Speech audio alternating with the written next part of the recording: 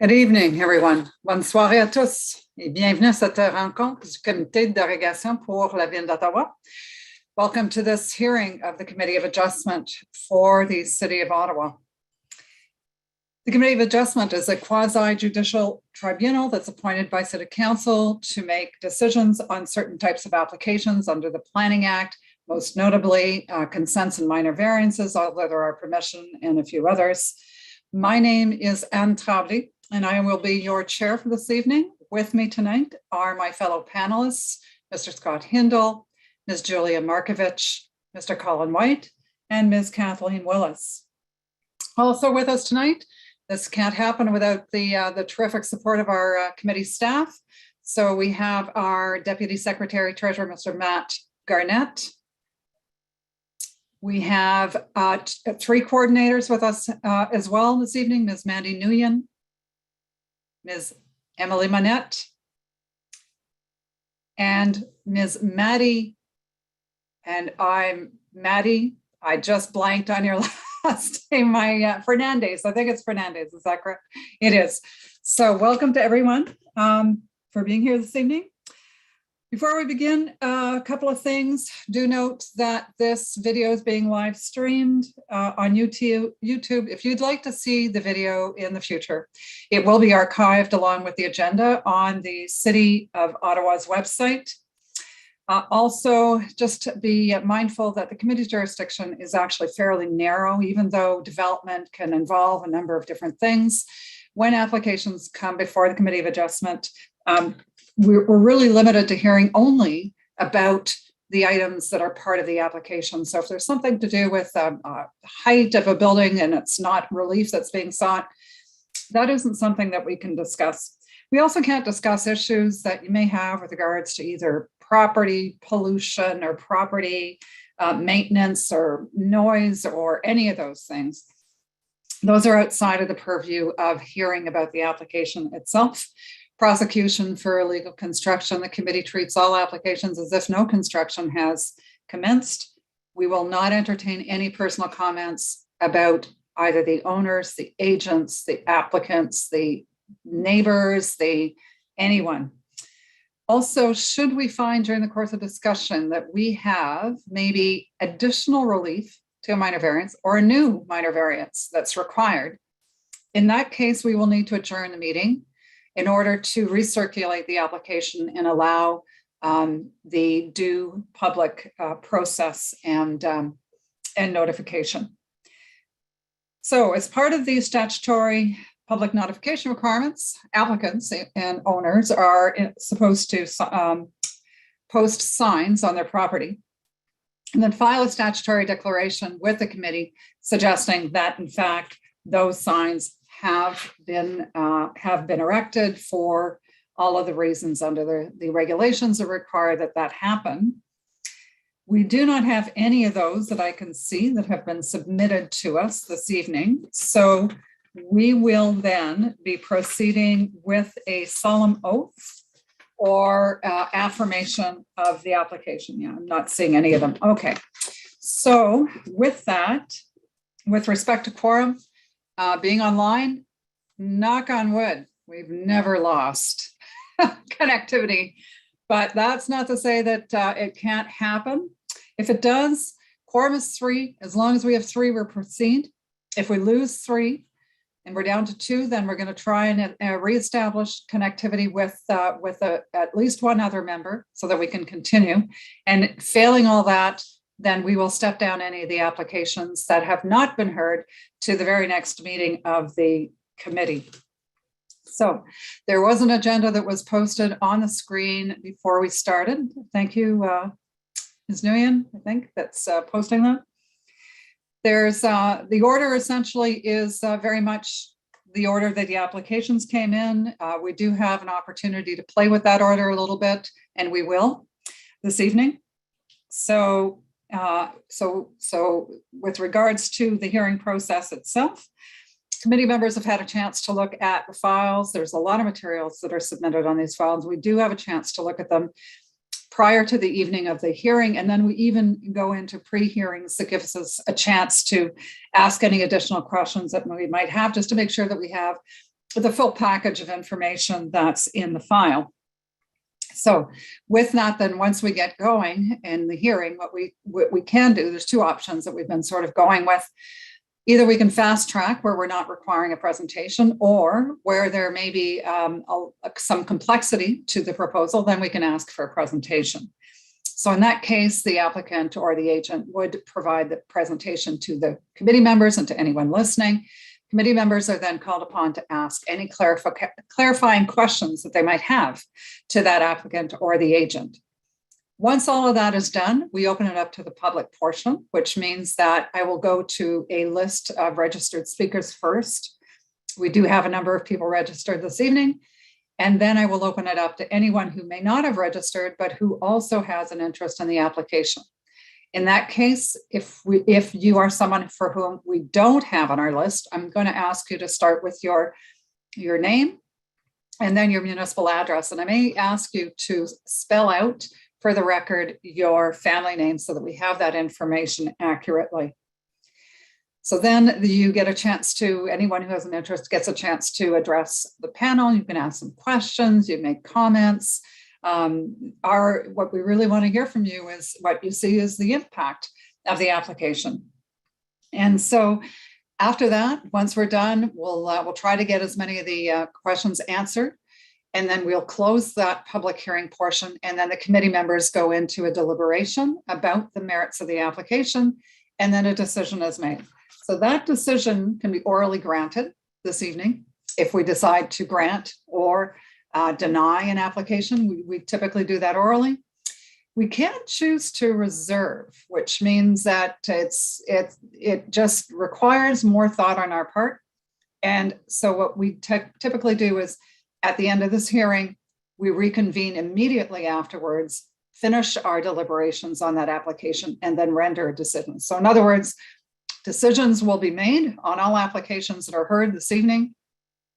That for reserved, you won't know it orally, but there is written decisions that are written that need to be circulated 10 days from the hearing as part of the regulations under the Planning Act. It's a formal reasoning of the committee's decision. And then from there, you have a 20-day appeal period upon which you can appeal the committee's decision to the Ontario Land Tribunal. So we've got a couple of items of business. The first one I'd like to mention is we have a member, Ms. Willis, this evening, who will be off video during the discussions. Ms. Willis will be back to ask questions and to make decisions, but throughout the course of the entire hearing, Ms. Willis will be in and listening to the discussion. So I just want to make sure everybody's aware of that. Also, declarations of conflict of interest. Mr. White.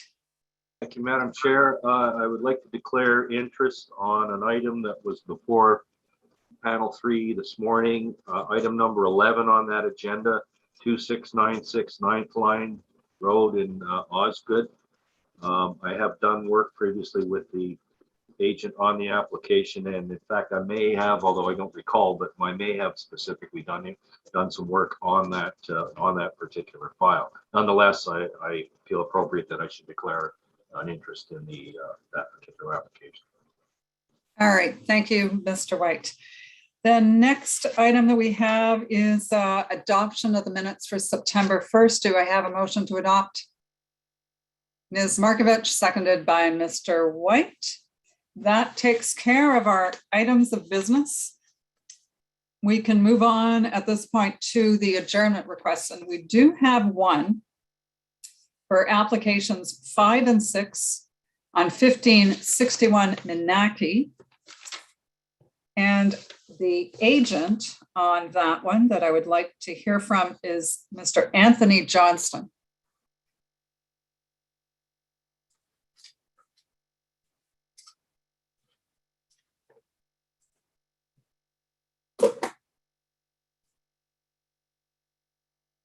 Do we have Mr. Johnston? Has he joined us?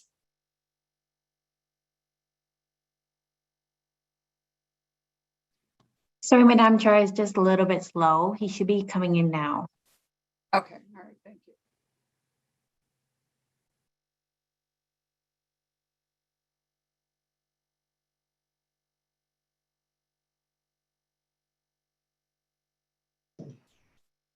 Hi, I think I'm here now. Yes, we can hear you. We don't see you though. Yeah, I don't have a camera on my laptop. Ah, all right. So, Mr. Johnson, you're aware that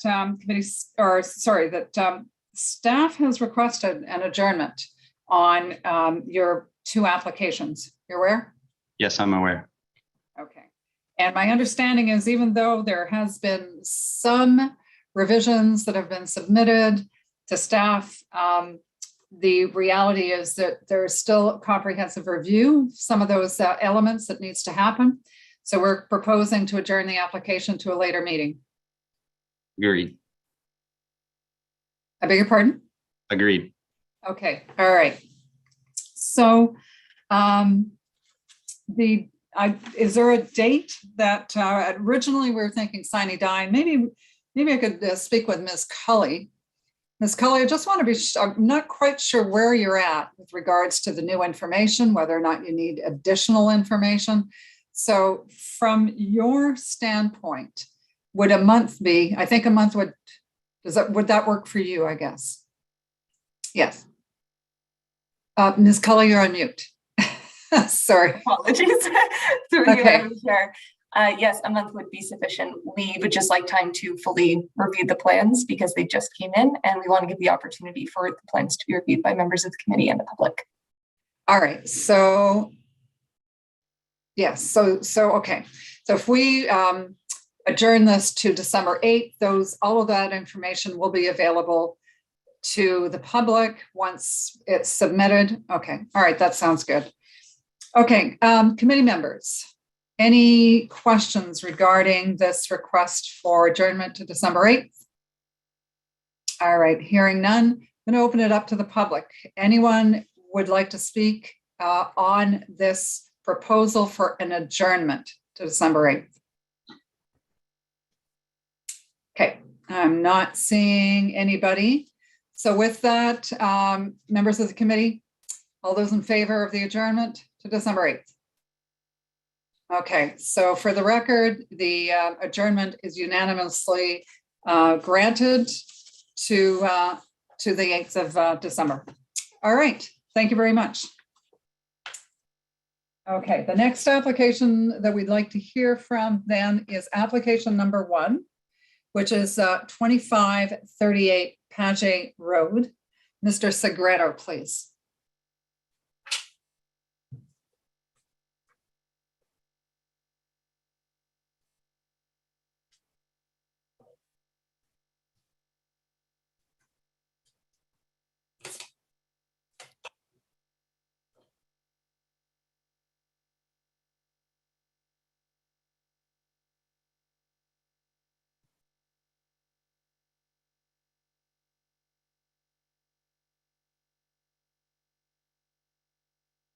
Seems to be a little slower than normal this evening, bringing people in.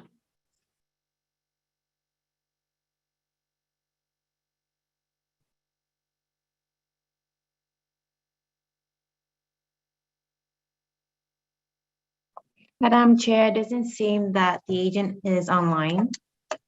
I will call him. And is it possible we step this down? We can certainly step it down, but can somebody please get a hold of Mr. Segreto? Yes. Let him know we'll come back to him. Thank you. Thank you. Then the next application is 819 Dunlevy Avenue. Looking for Mr. Fiet.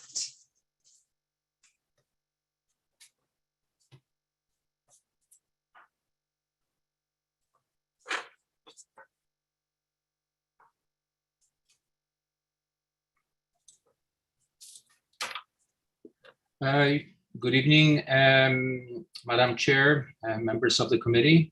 My name is Pavel Fiet. I'm an architect with Atelier 292, and we're representing Kelly McCandles and David Lindsay, who are the owners of the property at 819 Dunleavy Avenue. All right, so Mr.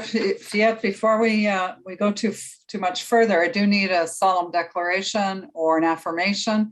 Is it from yourself or from your clients? I will affirm that the signs have been posted. All right, so do you solemnly swear or affirm that the notice provided to you as part of the application process and by the committee was posted at the property to which the application applies for the prescribed number of days before the hearing, and that that sign was clearly visible and legible for the entirety of that time? Do you either swear or affirm that to be true? I do affirm. All right, thank you very much. Okay, so in this one, Mr. Fiat, we've decided not to request a presentation. So I'm going to open it up to questions by the committee at this point. Anything? Any questions, Mr. White? Thank you, Madam Chair. Just a question of the applicant. The photographs that are shown in your submission, page 3, Yes. show the driveway, and I guess there's a hardscape interlock section. I'm assuming that's located in front of where the future carport is to be constructed. Is that correct? Yes, that's correct. It is actually, I think in our application, it was a little bit further down, page 9, drawing A9. It shows essentially, yes, there is an existing driveway as shown on the plans, and in the photos, there is an existing driveway which dates back to at least 2015. And yes, there is already an existing parking area that is paved, located off Kylene. Okay. To staff, it's my understanding in your report that there are no concerns with respect to the variances that are required to accommodate the carport addition. And I guess secondly, maybe I should have asked this of the applicant, but maybe you can help me as well. There's no proposed change to the laneway access as it is constructed at the road, Colleen Avenue, at this point in time. Is that correct? I'm just not clear on the lack of concern with respect to the variances to accommodate the carport, but there is concern with respect to obviously the existing paver stone that will provide access to it. Am I reading that correctly? Madam Chair, the minor variance for the front yard setback is to regularize the existing dwelling, and the minor variance for the interior side yard setback is because the carport is being treated as a detached garage. If it was connected, or sorry, a detached carport, if it was connected directly to the principal building, it wouldn't be required. Staff's primary concern with this application is the triple wide driveway.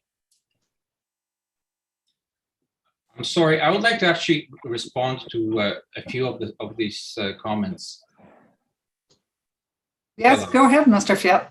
Yeah, so I did read the comments that we received from the planning, and I do have some concerns. So first of all, we're not asking for a new driveway.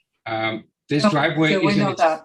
Yeah, Yes. so that was Mr. Fiat. That was Mr. Fiat. That was Mr. White's point. Yes. So thank you, and I just wanted to support that. There's also a few statements in the comments that seem to suggest that this is a unique situation. In our submission that I sent to the Committee of Adjustment, I sent photographs and the plan. The planning committee took very specific approach in looking at the properties. They went only along Kylene Avenue and did not look at all the properties in the neighborhood. And we've identified at least 6 properties, and the photos of them are attached in your package. They are located they're within, I would say, 300 meters of the said property. 881 Kylene Avenue, 882 Kylene Avenue, 860 Kylene Avenue, 810 Dunleavy Avenue, 840 Dunleavy Avenue, and 861, which all have much wider driveways. So and they do have 2 or 3 garages on the property. So in respect to the overall character of the neighborhood, it is indicated that this is not compatible with the character of the neighborhood. But all of these properties have much wider, many of them have up to 9 meters wide driveways, and they have much more significant approaches. Now, I do recognize that there is a new bylaw which was only passed last year, I believe. But this condition also predates that bylaw. So what we have right now is essentially we're just building a carport to the existing driveway. There is and there's also some statements in the document that we received that indicates that staff is of the opinion that minor variance to permit a triple wide driveway is not minor, and also says that there's not enough soft landscaping. In our submission, we did provide calculations that clearly indicate that our proposed design maintains a soft landscape area above the minimum required in the current zoning, which is 40%. And in our case, it's actually 47.8. So it's higher than what is required. So we believe that this is not an issue.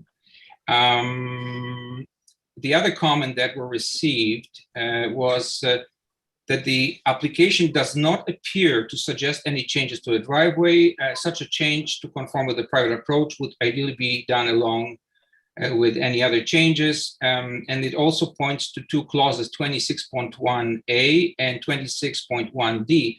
We looked at them, and the driveway at roadway edge does conform to both these clauses. The private approach throat of the driveway is actually 5.63 meters and is less than 9 meters. And the private approach is further than 0.3 meters from the adjacent property. So we don't really see how these 2 sections, which are being called upon, apply to this particular application. Thank you, Mr. Fiat. We'll take those comments into consideration. Ms. Ramirez, your hand came up, so I'm going to give you the floor. Thank you, Madam Chair. I would note that the driveway appears to have the existing interlock pavers appears to have been installed around 2015, and there's been a long-standing prohibition against parking in the front yard, which is what the interlock pavers are.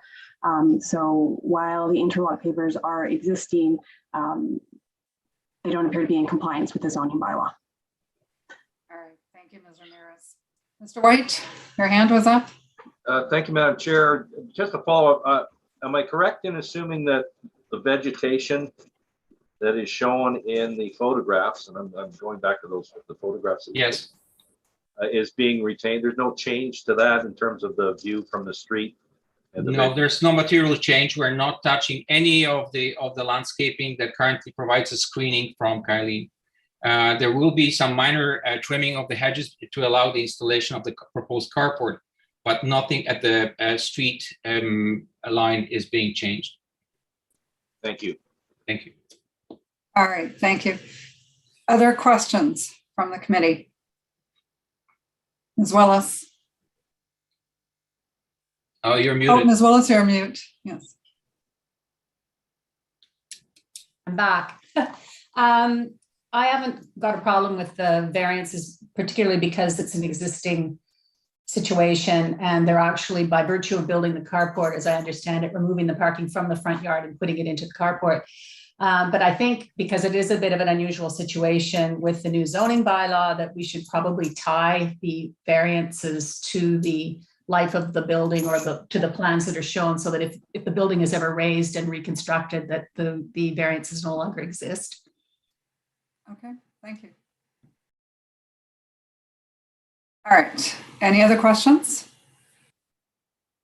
So I don't have anyone on the speakers list to address the committee, but I'm going to make a call out to the audience.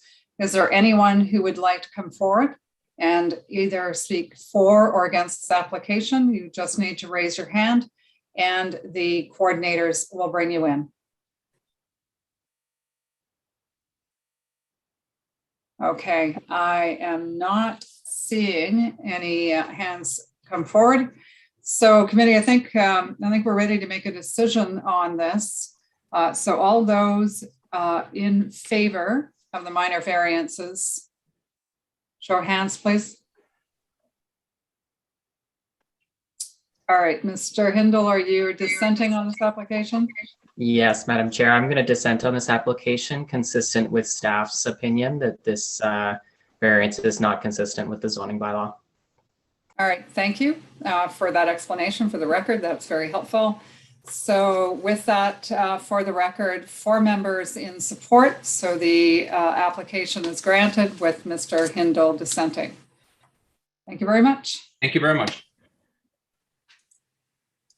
All right, let's go to applications 7 and 8, which are for 1387 and 1389 Raven Avenue, and I'm looking for Ms. Dow.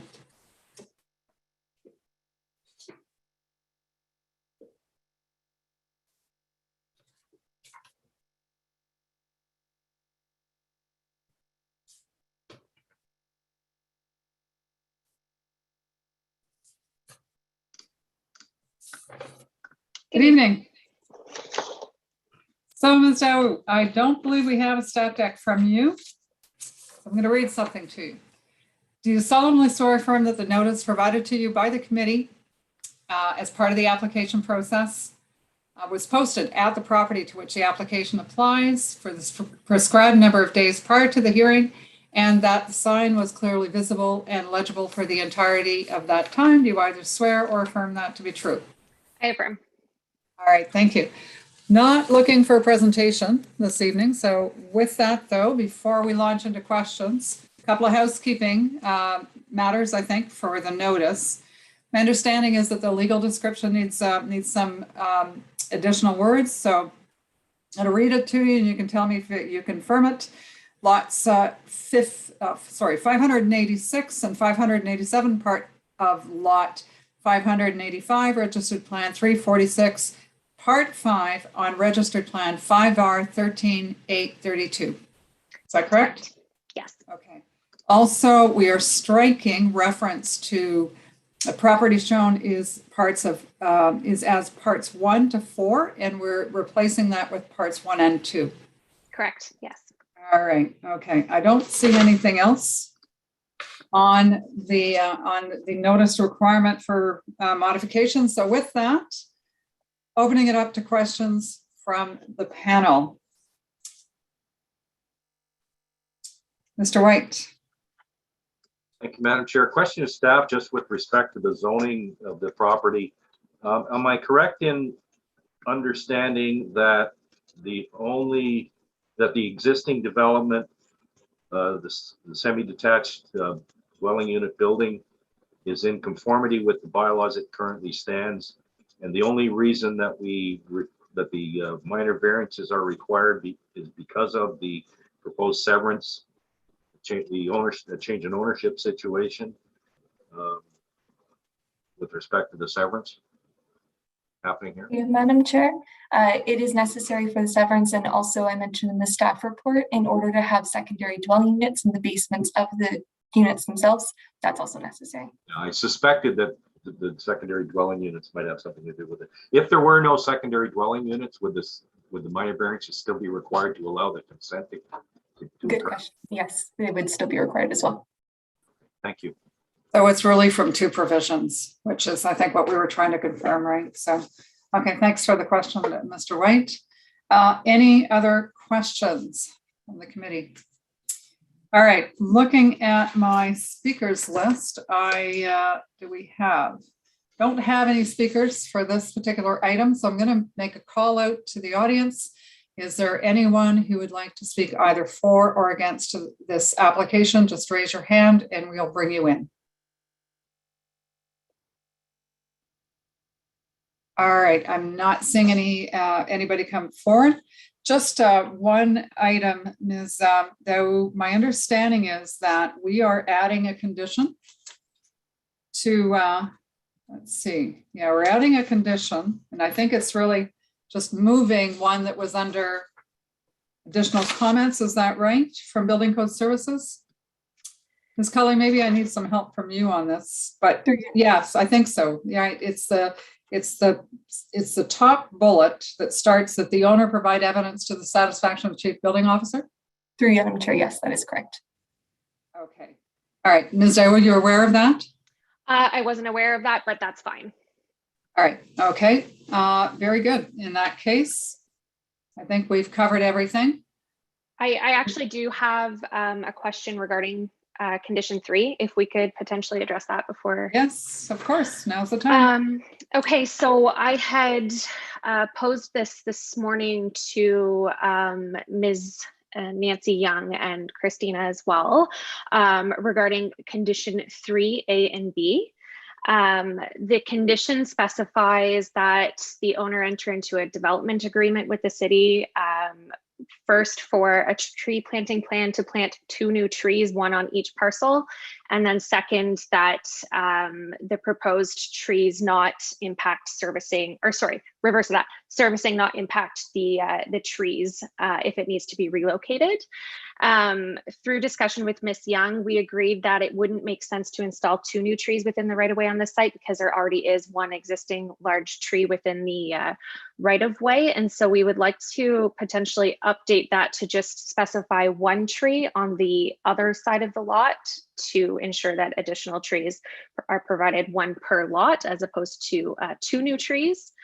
And then further to that, I'm wondering if it would be possible, rather than entering into a development agreement with the city, to just have this as the standard provision of a tree planting plan provided to the satisfaction of PIED, and that would also address the servicing component, that if the servicing needs to be relocated, it would not impact the distinctive trees. All right, so I think I'm looking for Ms. Young to come forward and to first off confirm that that's the understanding. Yes, through you, Madam Chair, we did have this discussion this morning, and we have sent in revised wording for these conditions to include only 1 new tree in front of 1389 Raven. And there was another revision also to include the tree planting plan on a site or servicing plan rather than the grading plan, as that was another concern that was raised. All right, okay. Committee members, any questions regarding these changes to the condition? No? All right, so we're going to assume that if we approve, it's going to be approved subject to condition number 3 as amended. Correct? Okay. And through you, Madam Chair, if I may, to clarify, does that still require a specific development agreement with the city, or can this just be provided via other condition that I've seen typically for severances, which would be the provision of a tree planting plan, which can be provided on top of a survey plan, or sorry, servicing plan, as opposed to a full development agreement with legal services? Well, so Ms. Doe, the committee's experience so far is that we're still learning exactly how we're handling some of these things. In some cases, we're even asking for securities now, depending on the extent of compensation that we may see required. So I am really looking to Ms. Young for some guidance here. Thank you, through you, Madam Chair. It's a good question for this one. I think we can remove the requirement for a development agreement. In some cases, we don't. But I think in this case, given that it is just 1 new tree and there are other things that need to be provided here, I think we can remove that. So they would read, if I'm looking at condition number 3, then it would be that the owner, at its own expense and to the satisfaction of the general manager of planning, then A and B. Does that work for everybody? All right. Mr. White, does that work for you? Thank you, Madam Chair. I was just going to say, we're not really dealing with any substantial new development here, and the buildings exist. The only thing we're talking about is the trees, the additional tree, and I agree. I don't think it's appropriate that we would impose a requirement for a development agreement in a situation like that. And you're okay with the proposed wording as was read out? Are you okay with the wording that I read? All right. Well, with that then, members of the committee, I believe it's time for a vote. So all those in favor? All right, so for the record, the application is unanimously granted, subject to the amended condition number 3 as discussed. Good? Great. All right, Thanks very thank you much. very much. Okay, the next application we're going to is for 66 Chippewa Avenue. Mr. Posen is who I'm looking for.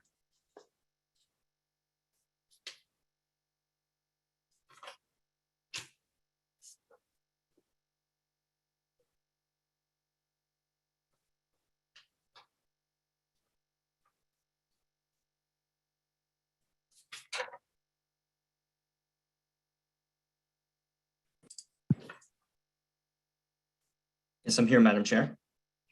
Hello, Mr. Posen. Hello. So, all right, I do need to read something to you before we get going. Do you solemnly swear or affirm that the notice provided to you as part of the application process and by the committee was posted on the property to which the application applies for the prescribed number of days before the hearing, and that the sign was clearly visible and legible the entirety of that time? Do you either swear or affirm that to be true? I do affirm. All right, thank you very much. Not looking for a presentation from you on this application at this point. I understand that you have just recently submitted a tree information report. Madam Chair, a revised tree information report, that's correct. As mentioned, you may recall this item was adjourned from 2 weeks back. And in the interim 2 weeks, we've had extensive discussions with staff, including Ms. Young. And that includes also our arborist, Andrew Boyd, as well. And so there's been lots of correspondence happening. And there was a revised tree information report that I have it on authority from staff that they're comfortable with all of the findings that were submitted, I believe, on Friday. All right. So questions from the committee? Any questions? I don't see Mr. White on screen. Mr. White, are you with us?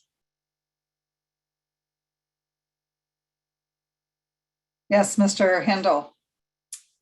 Yeah, I was just curious about the applicant. So I guess in this case, looking at the application, it looks like for the most part it's being done as of right, correct? So the rooftop or the rear patios and the kind of second 2.5 story styling is all fits within the as of right building envelope.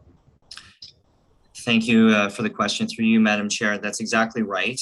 With the exception of the 2 variances that are being sought for lot width and lot area, all other zoning provisions are met and are now met. And actually, that was the reason for the adjournment 2 weeks ago. They were very minor adjustments that needed to be made to things like walkway width and driveway width. And one of the things indeed was the amenity space in the rear yard, but everything has been changed to the satisfaction of staff so that there were only 2 variances remaining for lot width and lot area. That's right. Okay, great. Thank you. Okay. I guess I'm looking for Ms. Young on this too, because I maybe it's my confusion here. Just want to be sure that you've had a chance to review the revised site plan and tree information report, because we don't have, I think, or at least I don't seem to have the most updated comments on that. Ms. Young? Okay. Through you, Madam Chair, I have had a chance to review the revised plan.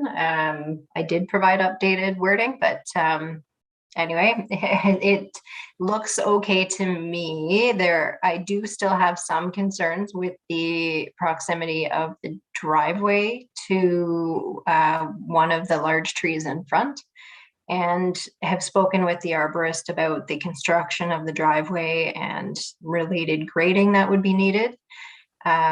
And so due to those concerns, I am asking to retain securities through a condition on this for the protection of the 2 city trees at the front. So that is a new approach that we're trying to take here. So if that wasn't made clear in the report, I apologize for that. Oh, no, that might be, I mean, Ms. Young, I mean, the problem is sometimes we get this information so last minute that I just don't get a chance to get at all of the detail before we get into the meeting, and even the pre-meet doesn't give me quite enough time to digest it. So I just want to confirm then with you, Mr. Coulson, that you're aware of also a lot of the other comments that have been submitted from the technical agencies. I'm seeing some of the things here about private approach required for a widened driveway, that kind of thing. Aware of all that? Actually, I don't believe I've seen those in the circulations from staff, but certainly the private approach bylaw we would be aware of for sure. What are the others? Okay, so I'm just looking at the Hydro Ottawa has no concerns. Okay. I saw Did you look at the file? Did you look at the technical comments submitted on file? I was going to say the only one I received in addition to the planning staff report was from the Conservation Authority saying that there were no issues. I didn't receive any others, but I'm happy to discuss them now if needed. I wasn't aware of any. You know what? It's I guess maybe because my paperwork on this seems to be a little bit confused. So Ms. Ramirez, just want to be sure I haven't missed anything then in the technical circulation, because I'm kind of got partial information here. So there was additional comments regarding an asphalt overlay that would be required if 3 or more road cuts were proposed in the city right of way. And then we would do a complete review of grading and drainage during the building permit process. All right. Mr. Prosa, is that ringing a bell with you?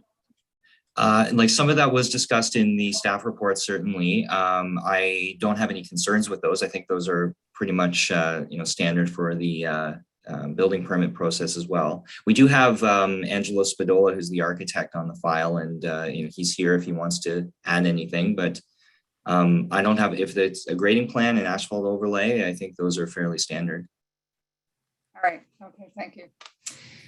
All right, any other things to explore before we go to our list? Although, yes, we do have some speakers registered for this evening.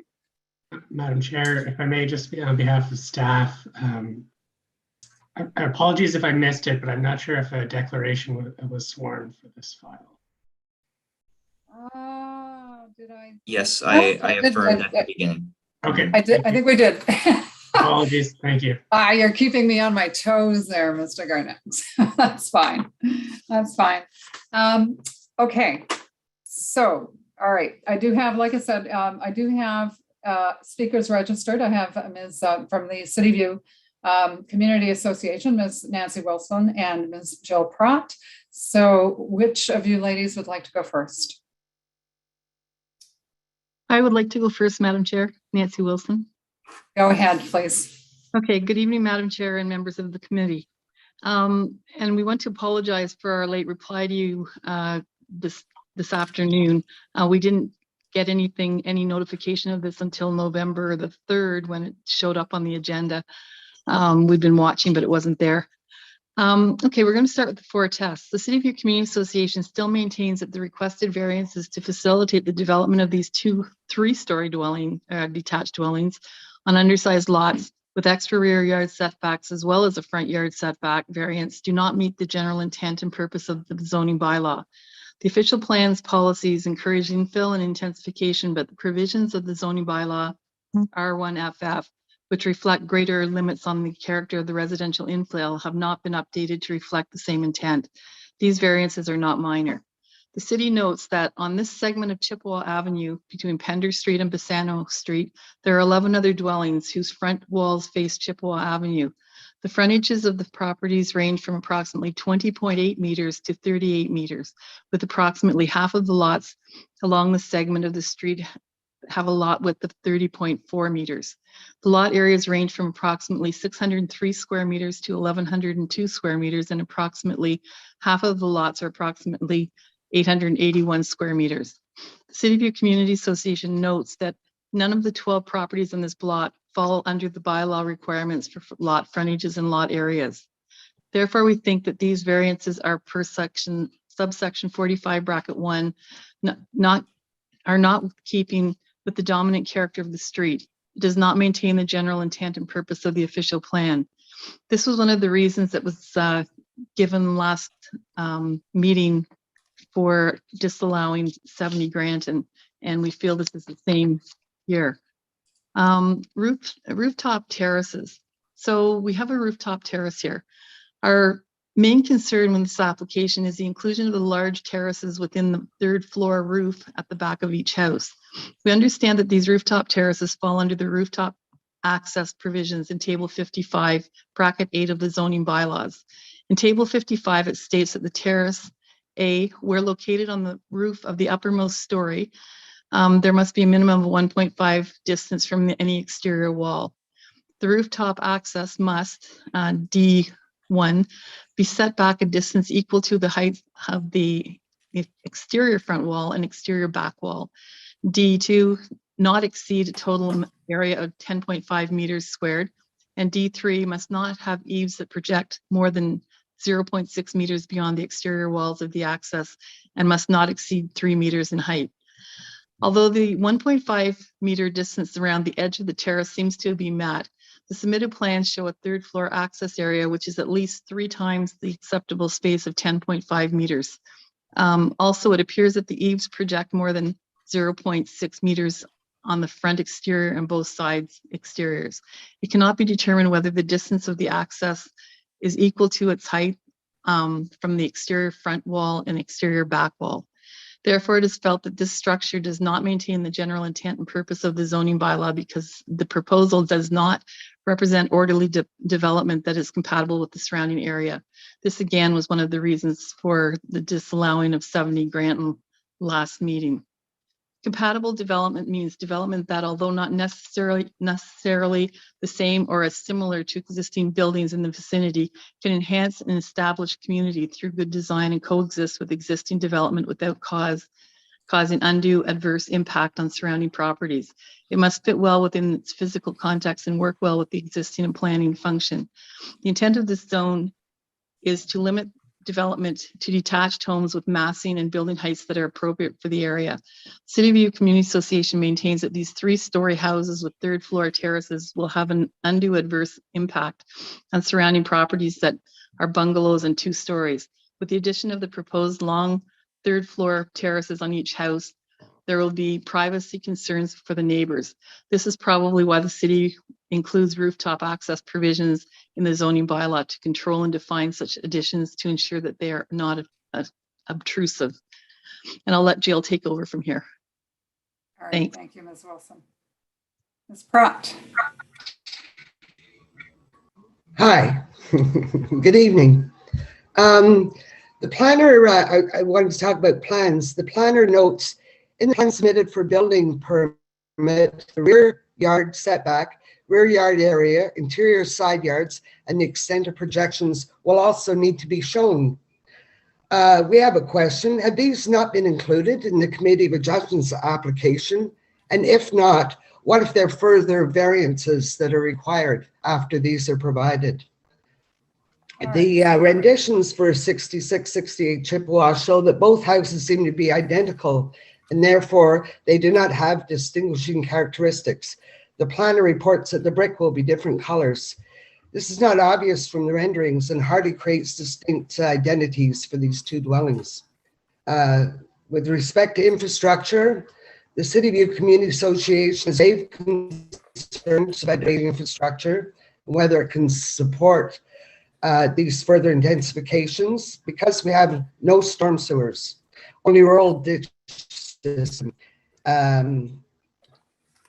In recent discussions with the City of Ottawa, we were advised that ditches and culverts under driveways are a requirement of construction. Therefore, this requirement should be noted in the conditions for each of these infills. We are sure whether the conditions noted in the planning report to provide a grading and servicing plan which aligns with the mitigation recommendations in tree information report addresses these drainage requirements or will work against it. It was noted by the city planner in decision dated October 29th for 70 grand and that sanitary and stormwater infrastructure in the area had been studied and improvements were then made to the sanitary trunk. In fact, the sanitary trunk still has stormwater runoff to it. Therefore, this trunk along Cordova has provided no benefit to the community's drainage issues. We just had a note that the plans, on the plans, it was noted that they were submitted to the city for comments on December 21st, 2020 and January the 19th, 2021, yet neither the city nor the applicant notified the City View Community Association. In section 1 of the Committee of Adjustments application, there's a question asking, have you pre-consulted with your local community associations? I'd just like to say that we welcome these pre-consultations. We've now had a chance to review the tree report and the effects of those on our tree canopy. 4 trees will be lost and 2 retrained. The 4 replacement trees should be planted within our community. We thought it was ironic that these architectural renderings show a tree planted along a sidewalk, an open field across the road, and privacy trees along the back lot line. In fact, there are no sidewalks here, and the other trees in the field do not exist. It is noted in the planning report that the plan of subdivision in this area is dated 1913, and generally lots of this plan are 7.62 meters wide and 27 meters deep. At the time of subdivision, the service infrastructure necessary to accommodate a higher density had not been installed, so the area developed by including more than 1 lot, often 4 lots in one ownership. We just wanted to make it a little more clear to the planner that these small lots were created in 1913 as garden plots for city residents. They were not made for development. When development started in the 1950s, residents needed to buy 4 lots to accommodate a septic system and a well. Since that time, some residents have acquired property from neighbors to build infills within the bylaw requirements. I just want to add that, again, we still don't get cash in lieu for these 2 infills. Thank you very much for your time.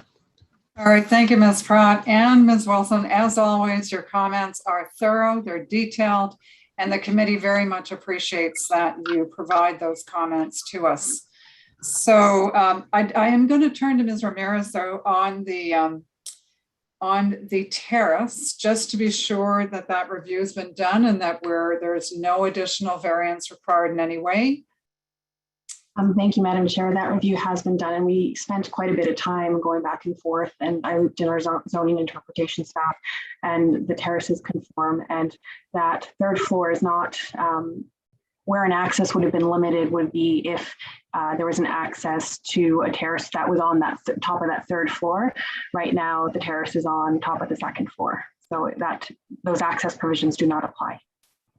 All right, okay. And in terms of those terraces, are they, just remind me, are they in character with, like, are there examples elsewhere in the neighborhood, or how does it relate? Madam Chair, I didn't do a search for terraces within the neighborhood because as proposed, they're as of right. The terrace is as of right. All right. Okay. Thank you. Madam Chair, can I say something? Is that Ms. Wilson? Yeah, it's me. Sorry. Because there is no terraces in City View except for one on 43 Rossland, which they've just built. And that's why we know about the terraces. And it is on the top floor, and there is an access that goes up the same way that this does. So it looks like it's on top of the 2nd floor, this is on top of the 2nd floor. and the access up from that, which is the same as this, has to be 10 meters square. So the terrace is sitting on top of the second floor at 43 Rossland, which is the only one in City View. And it's brand new, and we're still in discussions with the city over that. They've built the access more than 10 square meters, so they're either going to have to come to you to have a variance, or they're going to have to rebuild it. So I can't see a difference between these two. It is sitting on the second floor, but it's still, the access to it is on the third, like is up off of that second floor. So it doesn't make sense to me. Thanks. All right. Thank you. And I have to admit, I think I'm even more confused now with regards to that. Ms. Ramirez. Madam Chair, yes.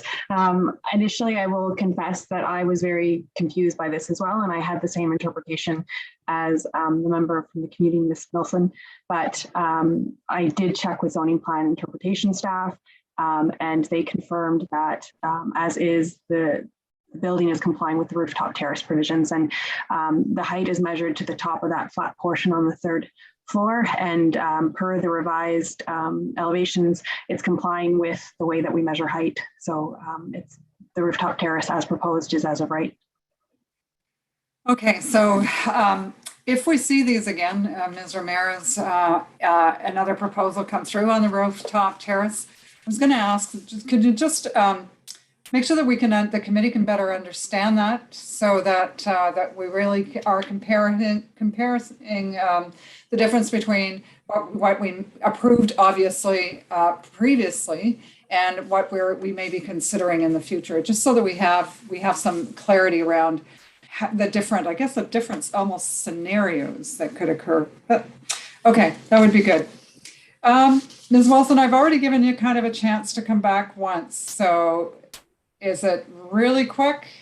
It's really quick. All I wanted to say is that it would be really nice if there was some consistency in these things, because we've been dealing with 43 Rossland, which didn't come to committee of adjustment because it's just a house on a lot that didn't have to be divided or a variance or anything. And we have been dealing with the city on that. And like I said, it seems exactly the same as this one. So in this case, they're saying that no, they interpreted it one way, and in our case they've interpreted another way.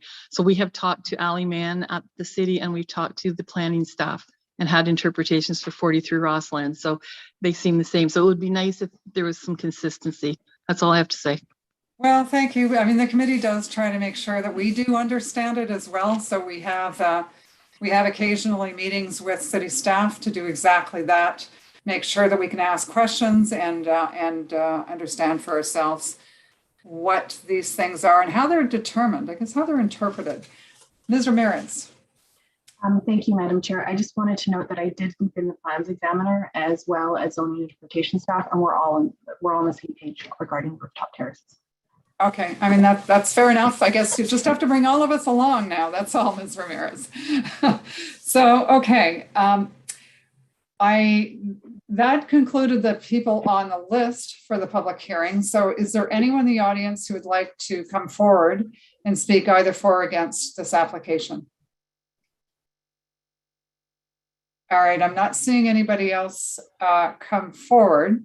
So I think at this point, members, I think we're ready for a decision on the application, unless there's any further clarifying points. No? All right, I'm going to call the vote then. All those in favor of the application?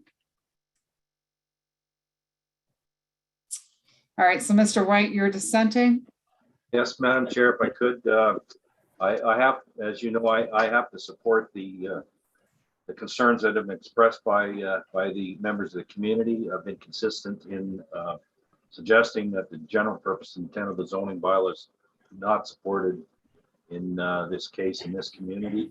I would point out, and this was well brought out by Ms. Wilson in her presentation, we dealt with the application on Granton Avenue, immediately, essentially the street immediately north of the subject property.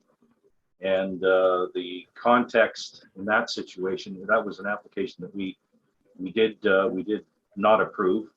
The context of that application is virtually identical to this one in terms of the inconsistency with the character of the immediate neighborhood.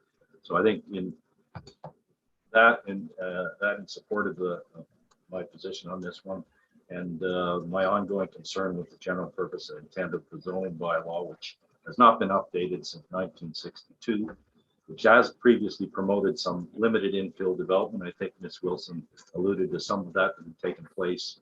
Ms. Prott, I think, also pointed out since 1962, there have been some infill developments that were allowed to proceed on the basis of lots that were much more consistent with the provisions of the zoning bylaw. So bottom line is I'm not supporting this application on that basis, that it does not support the general purpose and intent of the bylaw as it's currently written. All right. I too am going to dissent on this application because of same reason with regards to the intent of the zoning bylaw. I didn't feel that I had compelling evidence on the lot fabric side of things. So for the record, 2 dissents. The application, though, of course, is granted. So because we have 3 of the members out of the 5. So so with that, Mr. Posen, any final words?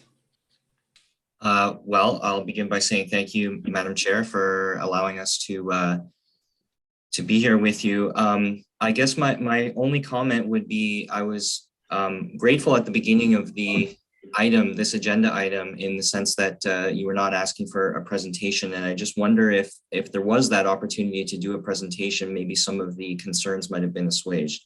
But, we've already had the vote, so that's fine. And so I wonder if perhaps next time, if there's any concerns, then maybe having an opportunity for a formal presentation may have been helpful. But Mr. Posen, that's a discussion that we can have right from the outset. There is nothing, even though we may have identified an application for fast track and we don't ask for a presentation. If you'd like, if you feel that there's a real reason for you to do the presentation, then by all means, please make that known to me. Yeah, no, absolutely, Madam Chair. And actually, to be honest, at the beginning of when I heard that that no presentation was required, I just had assumed that there were, among the panel members, that there were no questions, no concerns, or anything that was going to result in a dissent. Perhaps we'll put it that way.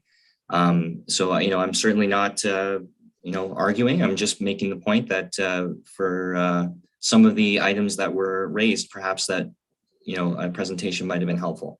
But that's all. I was certainly grateful to be working with staff on this project, and I think we worked well together, and we're grateful for your time and for the result.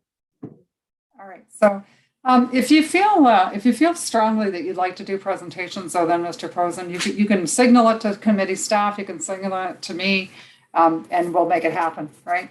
Okay. Well, thank you for that, Madam Chair. I will do that next time. All right. Thank you very much, Mr. Posen. Thank you. Okay. So going back to the coordinators, have we found Mr. Segreto? Madam Chair, yes, he is online. Okay, great. Thank you. So we're going to go to application number 1.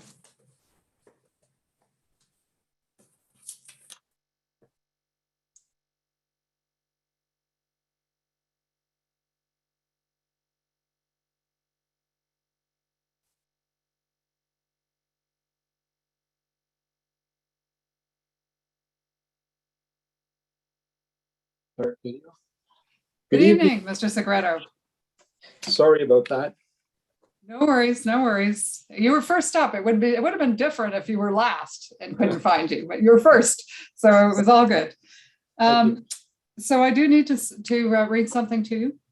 Do you solemnly swear or affirm that the notice provided to you as part of the application process and by the committee was posted at the property to which the application applies, that it was there for the prescribed number of days prior to the hearing, and that it was legible and visible for the entirety of that time? Do you either swear or affirm that to be true? I swear. All right, so I understand we have a couple of housekeeping. changes to the notice. I'm going to read this out and I just need you to confirm.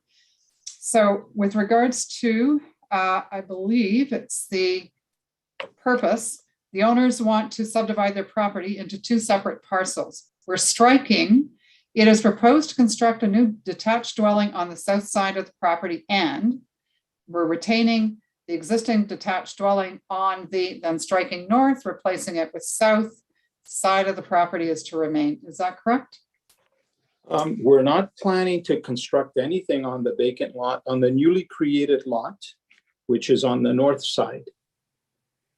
Yeah, so I think so the change to the notice is really for the existing, where it talks about, so we're taking out, it is proposed to construct a new detached dwelling on the south side of the property. And instead we're retaining that the existing detached dwelling on the south side of the property is to remain. I think that's what you're saying. That's right. And the garage is to be demolished. The attached single car garage is to be demolished. Is that part of the notice? Well, it clearly indicates it on the site plan. We've created a site plan showing the new vacant lot, and the garage is to be demolished in order to create that new lot. If you go to the Yeah, site, I'm just wondering whether or not we need to change it on the notice. So if we would change the notice, it would be that the owner wants to subdivide their property into 2 separate parcels. It is proposed to construct, and this is where we struck that. it's not proposed to construct anything at this time. Yeah, no, that's, so the change that I just read to you is to change exactly what I was about to read. Okay, I get it. But you know, the question is, do we add a sentence now to the notice saying that the existing garage is to be demolished? And I think we typically do that. Yes. So if everybody concurs, we're just going to add that wording then to the notice. Okay, with regards to the consent boxes that are in the notice, then to your point, there's the reference to 2536 Paget Road, which is the lot to be created, and we're striking proposed attached dwelling. Is that correct? That's correct. Okay, I think that pretty much is it then. I think we've captured it all. All right, again, Mr. Segredo, we weren't going to ask you for a presentation on this. If you'd like, I can give a brief one, a very brief one, and we can take it from there. You know what? I think in light of the fact that we have a number, let me just see how, normally I kind of look at my speakers list to see how many people. And we do have a couple of speakers. So you know what? I think if the committee members will indulge, we will hear a presentation from you, a brief one. Can you also tell me a little bit about your consultation then, Mr. Segredo, as you go through? Okay, so to start off, you can clearly see there's an existing single-family dwelling on this property. It's a bungalow, and then off to the right-hand side, the garage is there, which is the south side. It is proposed to demolish that garage. If you can go to the next slide for a second. This is just a lot fabric, and you can clearly see the subject property that we're talking about on Paget Road. And what I've done is I've indicated that there are some similar lots, 10 meters, 11 meters, lot frontages.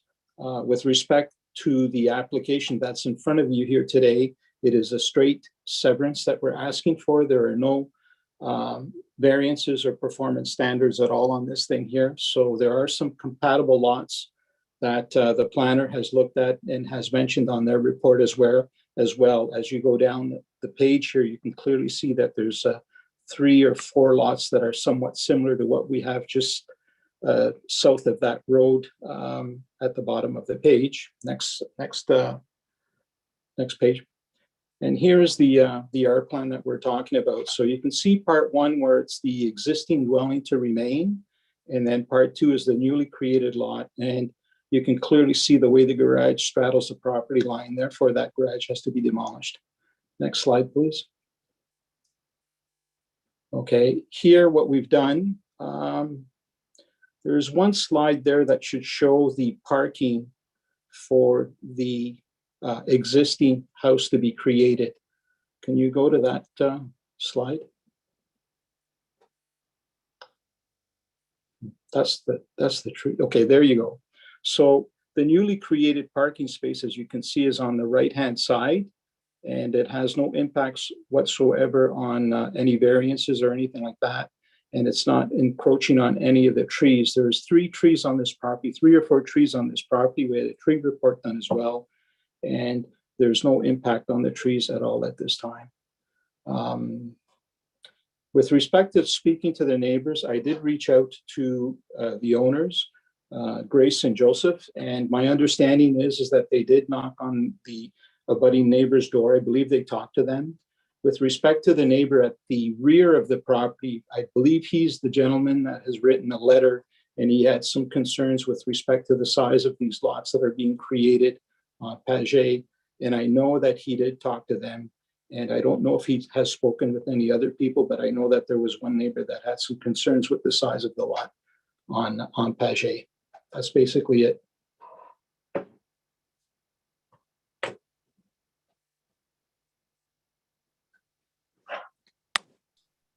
My turn to be on mute. So questions from the committee? Mr. White. Thank you, Madam Chair. Am I correct in recognizing that there are no minor variances required with respect to the new proposed lot? And I'm particularly with respect to lot width or lot frontage, however it's worded in the bylaw. No variances at all, Mr. White. All right. Thank you. Madam Chair, this is obviously a situation where, unlike the previous application we dealt with, the zoning bylaw is in fact consistent with the general purpose and intent of the official plan. And obviously the application is consistent with the zoning bylaw in this case. All right, thank you, Mr. White. Any other questions, comments from the committee? Okay, I'm not seeing any. I do have a bit of a speakers list going for this evening on this item. So I'm going to, the names I have is Mr. Paul Heenan. I have Mr. Patrick Bedard and Mr. Sylvain Boyley. So I think I'll start with Mr. Heenan.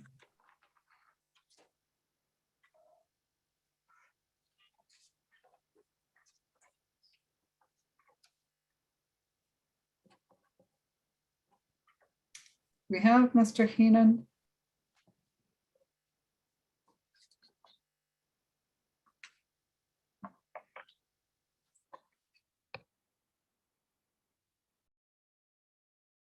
So I'm looking from the coordinators. Do we have Mr. Heenan available?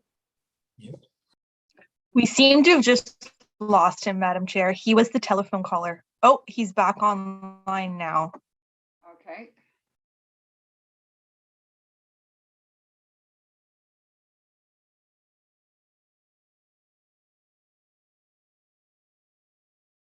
Mr. Heenan, can you hear us? Hello, good evening.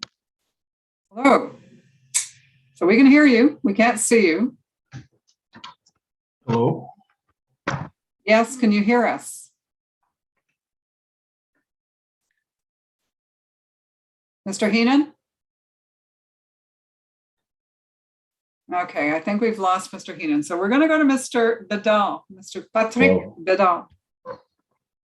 Oh, Mr. Heenan, are you back? Can't hear anybody. Okay, so let's see, Mr. Bedard. Do we have Mr. Bedard with us? I'm trying to. They think you're back on. Can we mute Mr. Heenan? Thank you. Mr. Bedard? All right, looking for Mr. Boyley, Mr. Sylvain Boyley. Hello, good evening.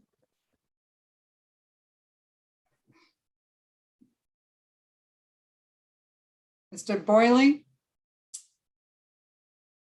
Are we, so coordinators, I'm beginning to think we're having a problem with actually bringing people in. Est-ce que vous m'entendez?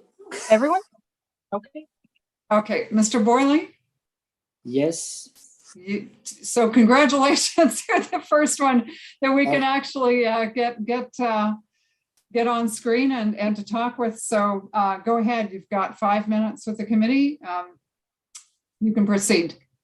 Okay, I'm worried about the height of the new building. How high is going to be the new house? Hello? So Mr. Keenan, Mhm. let's mute Mr. Keenan. So in terms of the height of the house, we can ask that question, but there's no relief from the, there's no height relief that's being, so it's not part of the application, right? There is no house. So so there's no proposals for a house right now. Okay, and on the south side of the land, does the owner plan to subdivide that land too?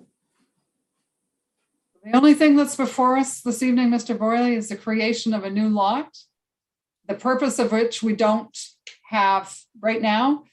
And so maybe I'll ask the question to Mr. Segreto. Mr. Segreto, I guess the intent is of your client that they simply want to create the lot and sell it? You're on mute, Mr. Segreto.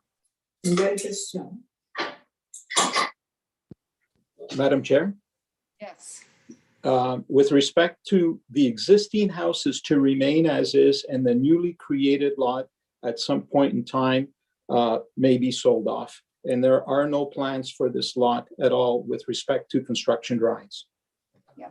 Okay, that was our understanding as well. Monsieur Boyle, est-ce que vous comprenez, Monsieur Boyle? Oui, j'ai compris et je suis satisfait.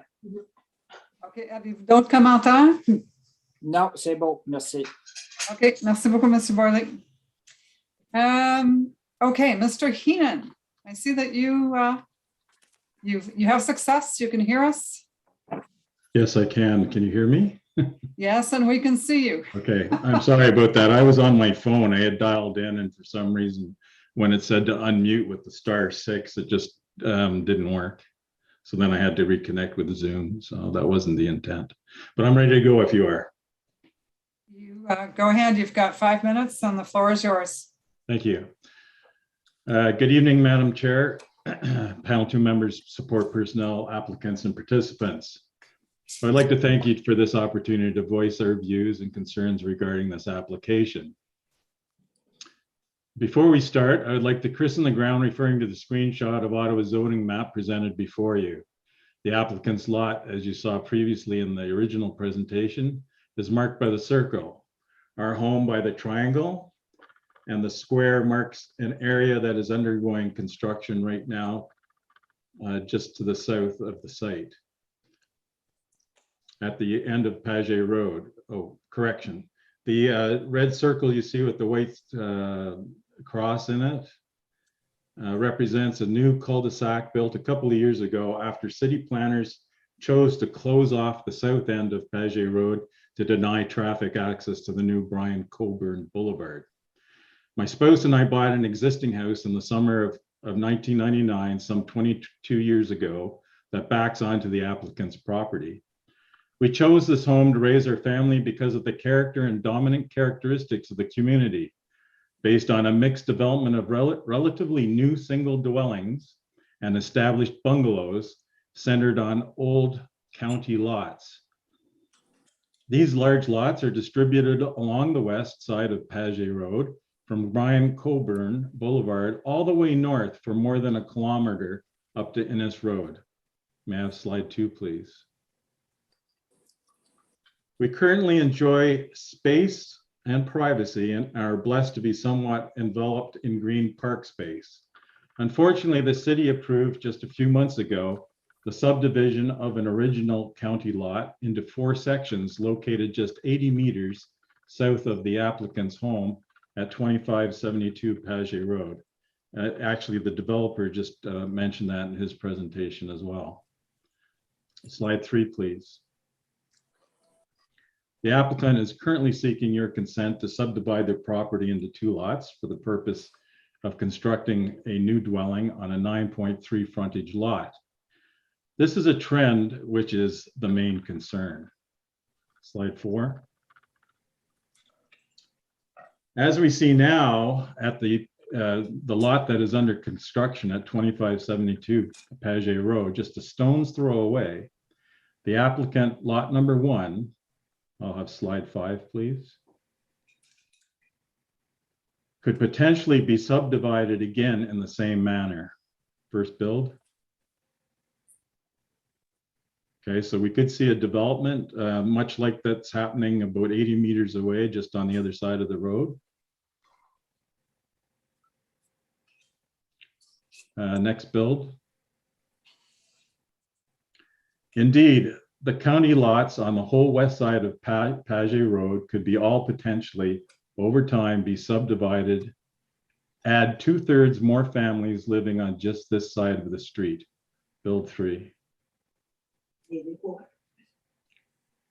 We feel the trend of the city consenting to applications seeking to split property into 9-meter lots will not only change the character of the community, but strain infrastructure and include a 3-fold increase of vehicle traffic. There is also a real threat to mature trees that make up the community's established green canopy. In conclusion, the City of Ottawa, in keeping with R1 zoning bylaws, must, quote, regulate development in a manner that is compatible with existing land use patterns so that the detached dwelling residential character is maintained or enhanced. We believe this application is just the beginning of a trend and will lead to the degradation of the dominant characteristics of our neighborhood. Thank you, Madam Chair. All right, thank you, Mr. Heenan. A well-prepared presentation, thank you. Questions for Mr. Heenan? From the committee, Mr. White.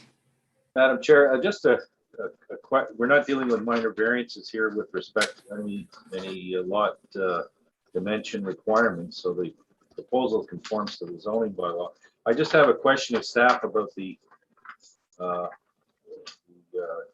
zoning history of this area. It's obvious that there must have been a fairly recent amendment and significant amendment to the zoning bylaw to allow such a radical departure from the existing character of the lots along Paget Road. It appears that there are a number of similar sized lots that obviously have the potential, would have the potential to be divided similarly and in full conformity with the city zoning bylaw. I just want to get an idea of how that zoning situation evolved. We're looking for Ms. Ramirez.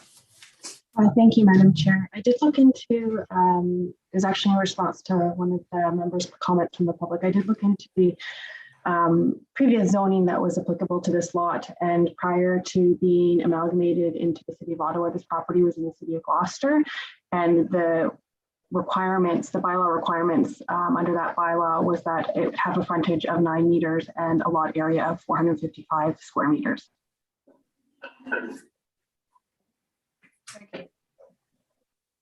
Thank you. Here's that zoning then has been in effect for some 20 plus years at least. The City of Gloucester was it was inherited from the City of Gloucester. Thank you. All right, thank you for the question, Mr. White. Anyone else? All right, so I'm not seeing any further questions from Mr. Keenan. Going to make a call out for Mr. Bedard again, Mr. Patrick Bedard. All right, so I'm not, oh, Mr. Patrick Bedard? Hi, actually, Mr. Heenan pretty much addressed it. And I guess one of the characteristics of the neighborhood that's really changed lately is that when we purchased, our backyard neighbor was very parallel to the road. And now the trend seems to be that we're going to build horizontally towards the back neighbors. And for me, it's more privacy issues, zoning issues, and so on. But I think couldn't say it better than Mr. Heenan. All right, thank you. He's too well prepared. Yeah, he was very well prepared. Terrific, thank you. Okay, that is the end of the speakers list. So I'm going to make a call out. Is there anyone in the audience who would like to speak either for or against this application? Now's your chance. Okay, I'm not seeing anybody else come forward. So on that, I think committee, I think we're ready to do to take a vote on this. So all those in favor of the application? All right, so for the record, the application is unanimously granted.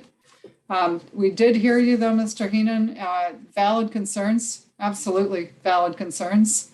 As we heard though, it seems like, you know, the permissible environment for this to happen has been around for a little bit. So, well, more than a little bit. So it's, I guess, you're quite right. The chances are that we may see more of these over time. It's been surprising actually that we haven't seen it sooner. So with that though, you did raise a number of good concerns about infrastructure, about serviceability, so if you do maintain those concerns, I would suggest now's a good time before there's sort of a wave of these applications that come through to actually reach out to city staff and have some of those concerns discussed and answers provided to you. So we hear this in other communities as well, where intensification is happening, where there is an issue possibly with infrastructure and with grading and drainage. So, all I would suggest is if you're truly interested, follow up and find out what the situation is in your neighborhood. So, but thank you for coming this evening, for all of you for your presentations. So I think that concludes Mr. Segredo. Any final comments? You've looked at all the conditions. There are a number of them. I saw the conditions, I've read them all, and I believe that they're all okay. There's a noise study that has to be required, Cashew of parkland. There's 7 or 8 different conditions, but I think we're okay with them all, Madam Chair. All right. Okay, well, thank you then, Mr. Segredo, and have a good evening. Okay, thank you. Thank you very much. Okay, we're going to go to applications 3 and 4. We're going for Mr. Kelly, and I think Mr. Chown might also be appearing this evening.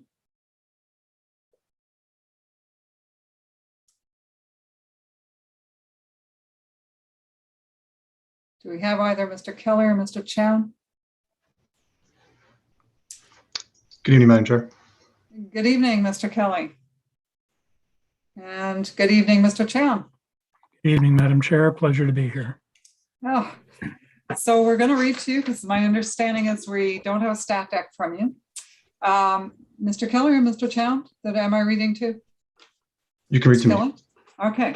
So do you solemnly swear or affirm that the notice provided to you as part of the process, the application process and by the committee was posted on the subject property to which the application applies, that it was there for the prescribed number of days before the hearing and that the sign was clearly visible and legible for the entirety of that time? Do you either affirm or swear that to be true? I swear. All right, thank you. On this evening, we are looking for a presentation from you, but before we go there, can I do the housekeeping things first? Let's come back and let's do the housekeeping things. I'm going to get down to the presentation. We can get into a discussion. So my understanding is that the legal description has to be amended to include part 2 on 4R 1028. Is that correct? I believe that to be true, yes. Okay. I believe that the only other change, and it actually has to do with the conditions on this on the staff report. I think we're deleting 4A. And I just want to confirm that with Ms. Ramirez. Thank Thank you, Madam Chair. Yes, we are deleting for a revised tree information report was submitted Friday, and staff have reviewed it. And we are amending condition 4C, which now would be 4B. Okay. We'll come back to that then at the end. I just wanted to make note of it, but the committee may have some questions about 4B, so we'll come back to that. The new 4B. So, okay. With that then, Mr. Kelly, the floor is yours. Thanks. So again, my name is Jeff Kelly, representing Novatech on behalf of our client, the owners of 1697 Ortona Avenue. If you can go to the next slide, please.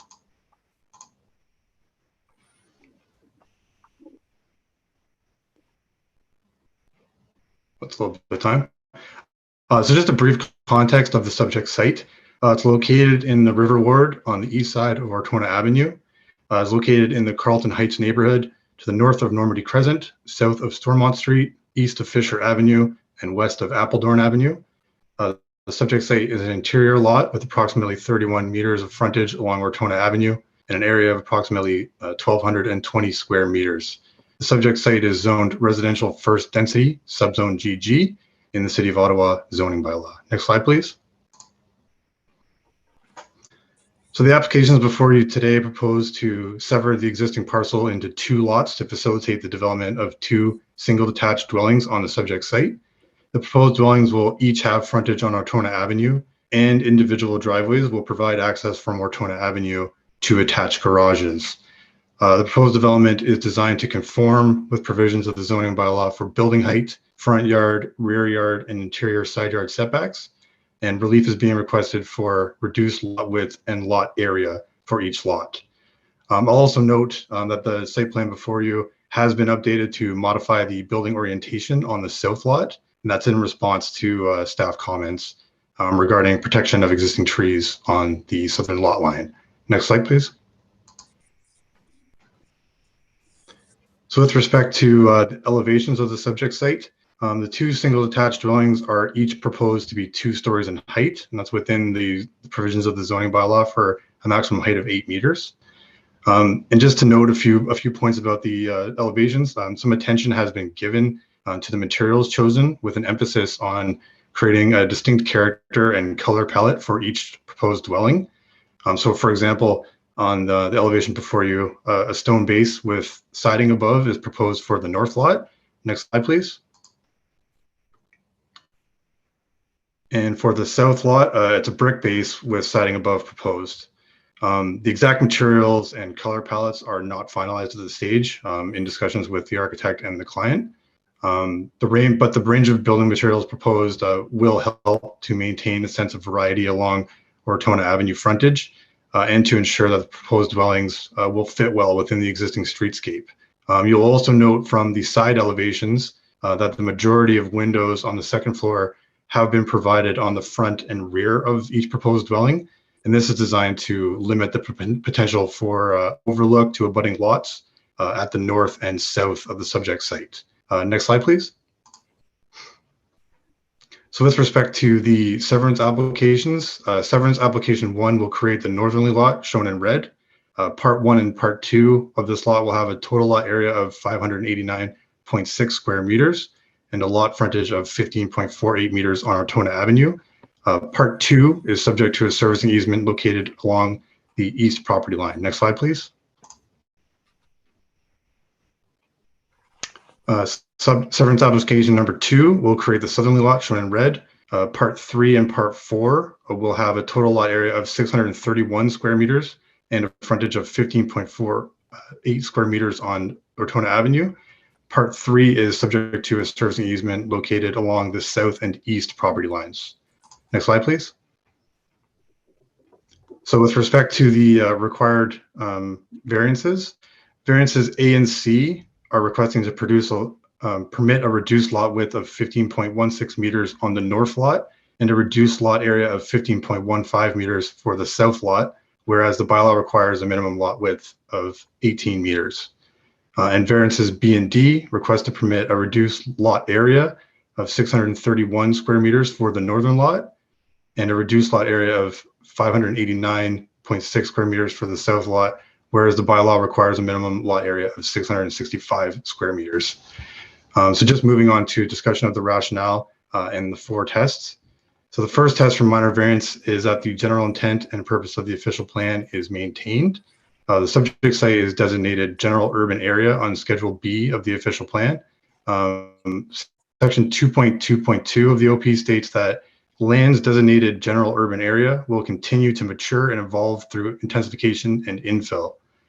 Section 3.6.1 Policy 5 states that when considering a proposal for residential intensification through infill or redevelopment in the general urban area, the city will assess the compatibility of new development as it relates to the existing community character so that it enhances and builds upon desirable established patterns and built form, and that the city supports intensification in the general urban area where it will complement the existing pattern and scale of development. To this point, it is important for us to note that in order to meet the council-approved growth management strategy, 92,100 new units must be constructed in existing built-up areas in the city of Ottawa.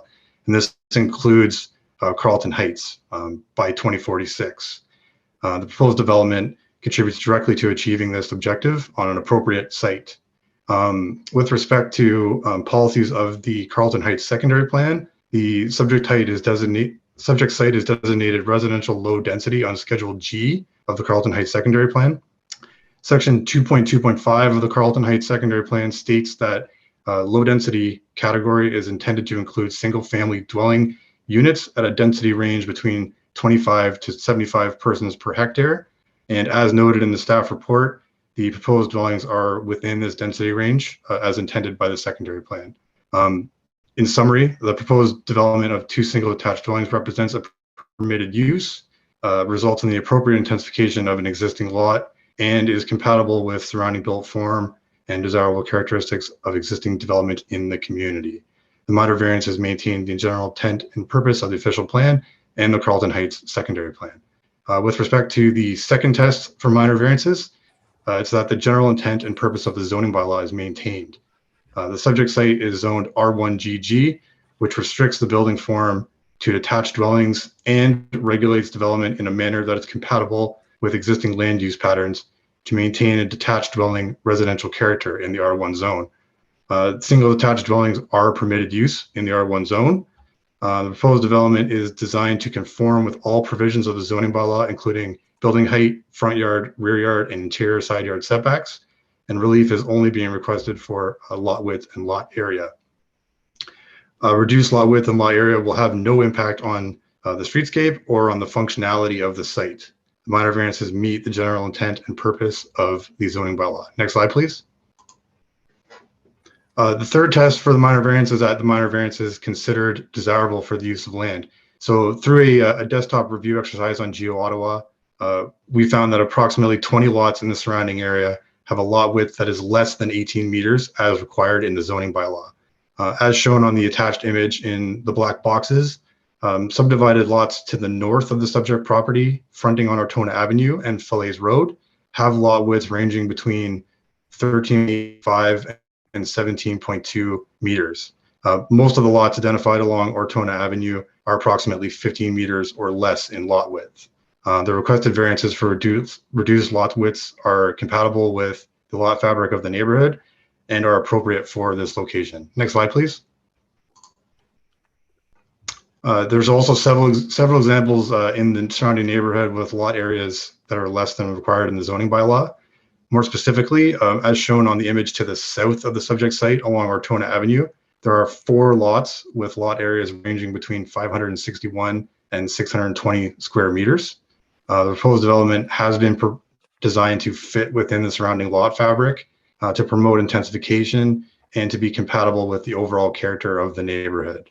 The requested variances for reduced lot areas are appropriate for this location. Next slide, please. The subject site is also located within walking distance from transit stops at the intersection of Fisher and Normandy.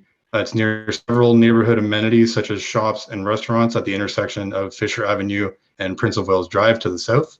It's also located near schools, parks, and the Rideau River. The minor variances requested facilitate an appropriate form and scale of development near established neighborhood amenities and transit routes, and also promote the development of appropriate housing in the neighborhood. The minor variances are considered desirable for the use of land. Next slide, please. And finally, the fourth test for minor variance is that the variance is considered minor in nature. Variances A and C are to permit a reduced lot width by 2.84 meters for each lot. Variances B and D are to permit a reduced lot area by 63 square meters for the north lot and 41 square meters for the south lot. The proposed development meets the performance standards for front yard, rear yard, and interior side yard setbacks on each lot. The requested variances for reduced lot width and lot area will have no impact on the streetscape and will not affect the functionality of the site. And the requested variances are minor in nature.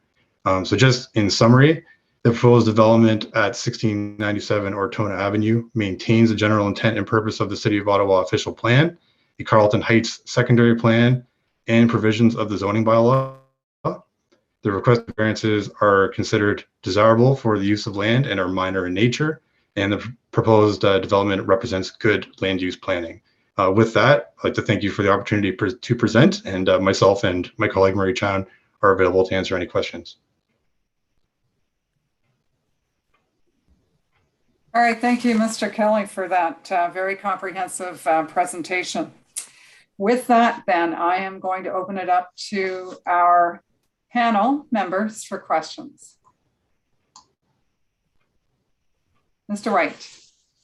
Thank you, Madam Chair. Just one question of the applicant. I noticed that we're dealing with part of an original lot on the plan of subdivision, part of lot 15, registered plan 291190. I'm just wondering if they have any, if you have any awareness of when that previous severance would have taken place. I know that the existing dwelling on the parcel seems to be oddly configured in terms of its access to Ortona, and it's obvious that there was a severance that took place some time ago. I'm just wondering on the timing on that point of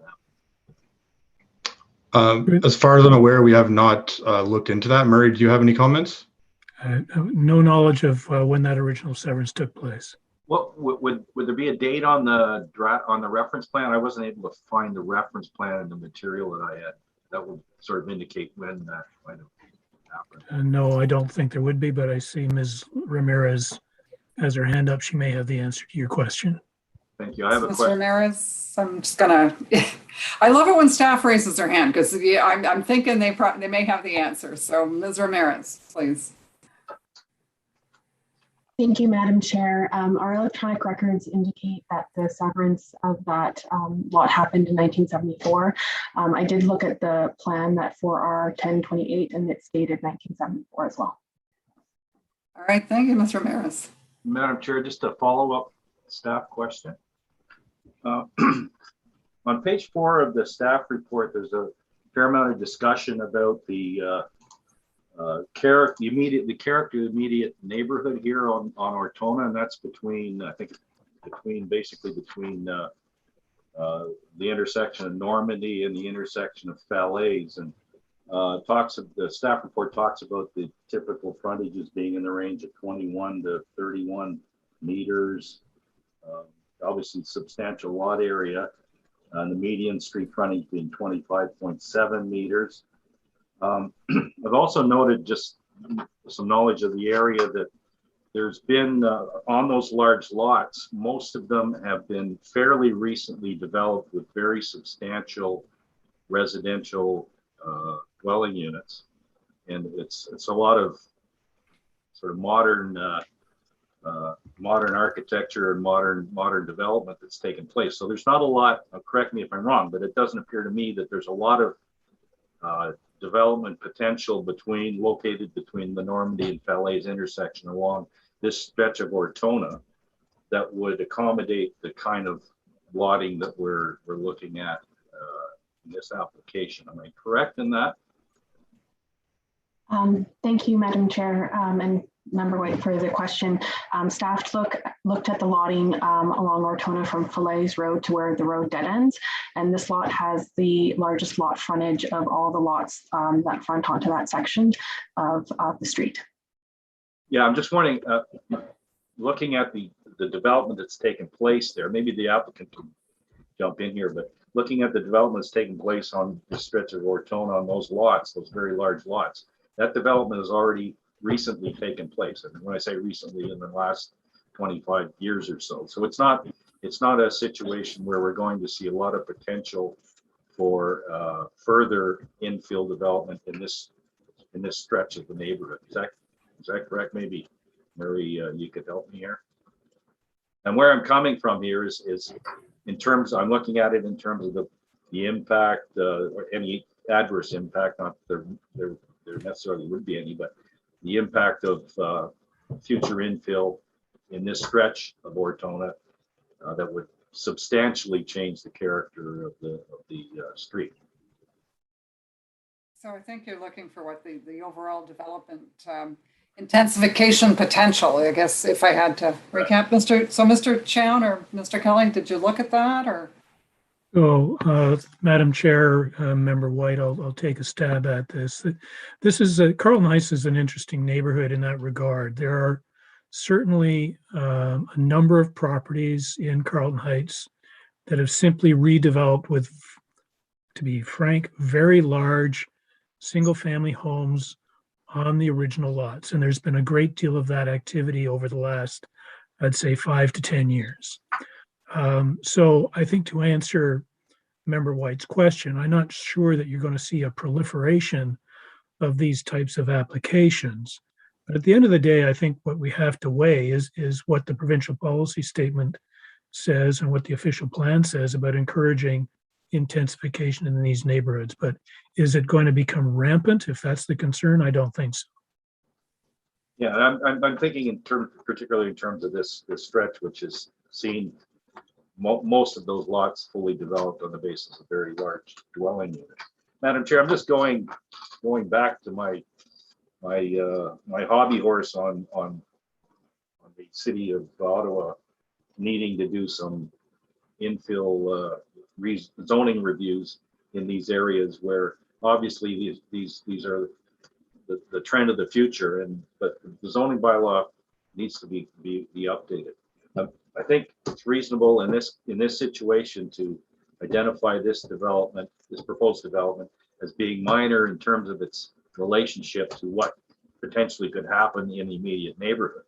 And but at the same time, I think it's something that needs to be looked at in terms of the zoning bylaw requirements if in fact the official plan objectives are to be pursued.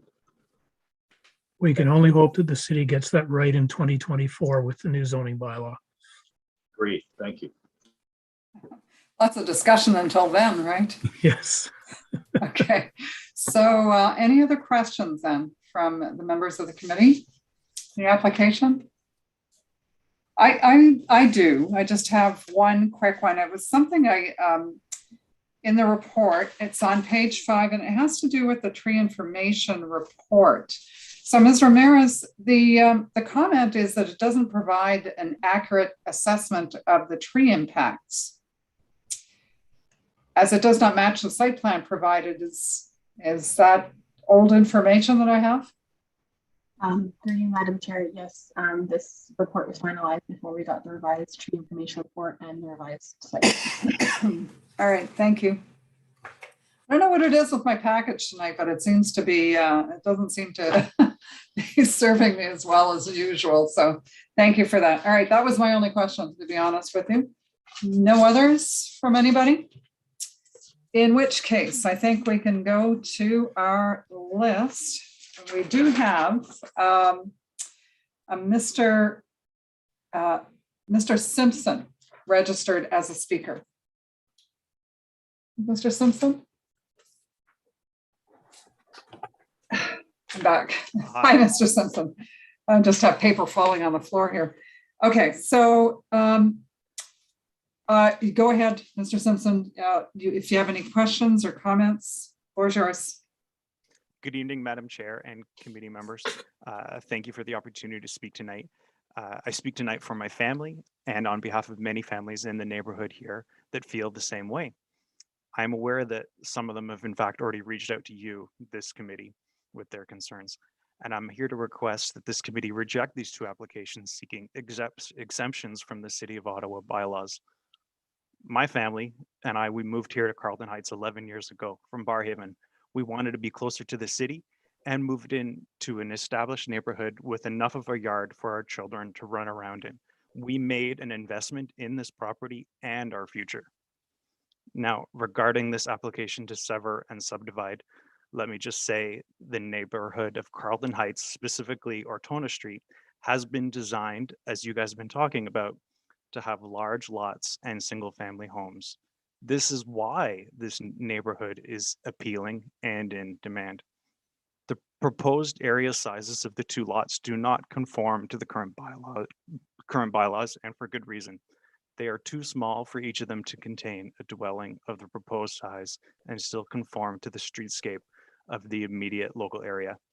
Placing two houses together with minimal space between them and neighboring properties will reduce green space, eliminate privacy between neighbors, create possible issues with drainage and water runoff, increase the number of parked cars and traffic, create excessive and unnecessary lighting, and ultimately will reduce the value of properties in Carlton Heights.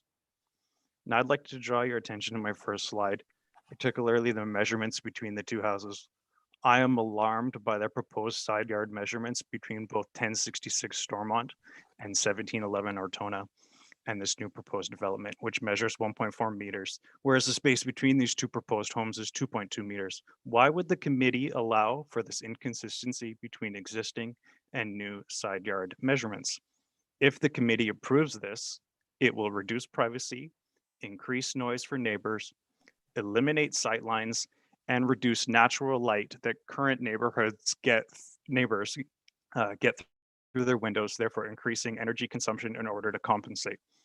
Furthermore, having homes so close to the neighboring properties will look cosmetically out of place and be an eyesore for the street.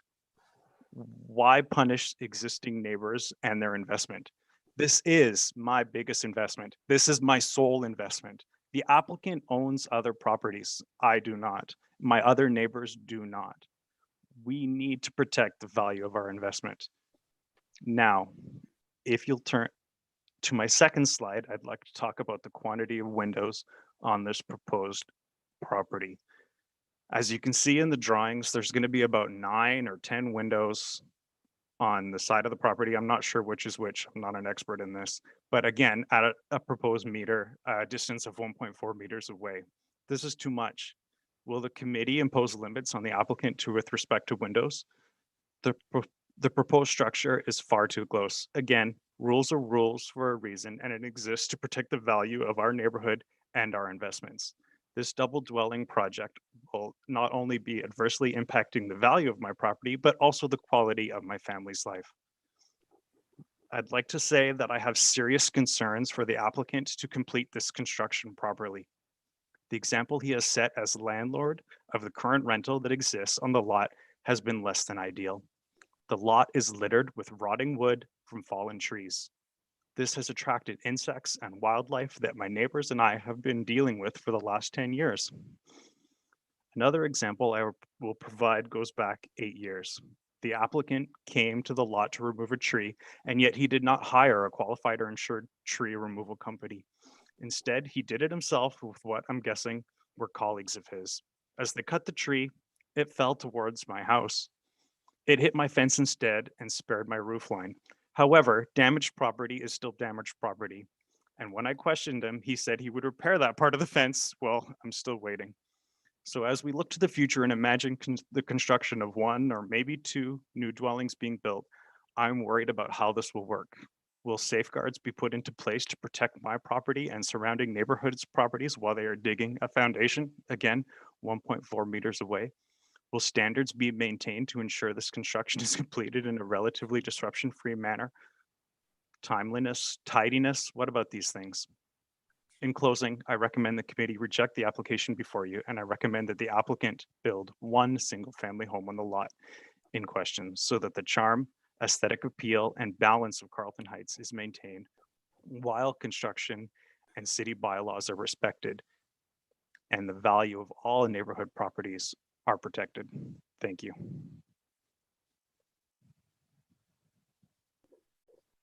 Thank you, Mr. Simpson. Do we have any questions for our speaker from the committee? No? All right. Okay, Mr. Simpson, I just want to respond to a number of your concerns. There's a lot that you've touched on in terms of, the construction and the impact on your house and grading and drainage and that kind of thing. That's not, unfortunately, within the Committee of Adjustments purview, right? So there are other avenues to pursue in order to make sure that those things happen. If you have concerns, maybe contacting the city to find out what it is that you can do. But for us, we're really looking at this so with the understanding that there are the kinds of checks and balances in the system that is intended to specifically address some of the things that you raised. So I appreciate the concerns, but like I said, it's not something that we have to take into consideration here. And in terms of the side yards, it's not a relief that's being sought. So everything, save and except for the lot frontage and area, I believe everything else complies with the zoning bylaw. So not looking for any additional relief from that standpoint. So, so we can't really address, whether or not the committee should be looking at increasing side yards or the like. So, because it's already in conformity. So with that, I don't have anyone else on my list, but I'm going to make the call out to anyone else who might have an interest in the application. Now is your chance to address the committee.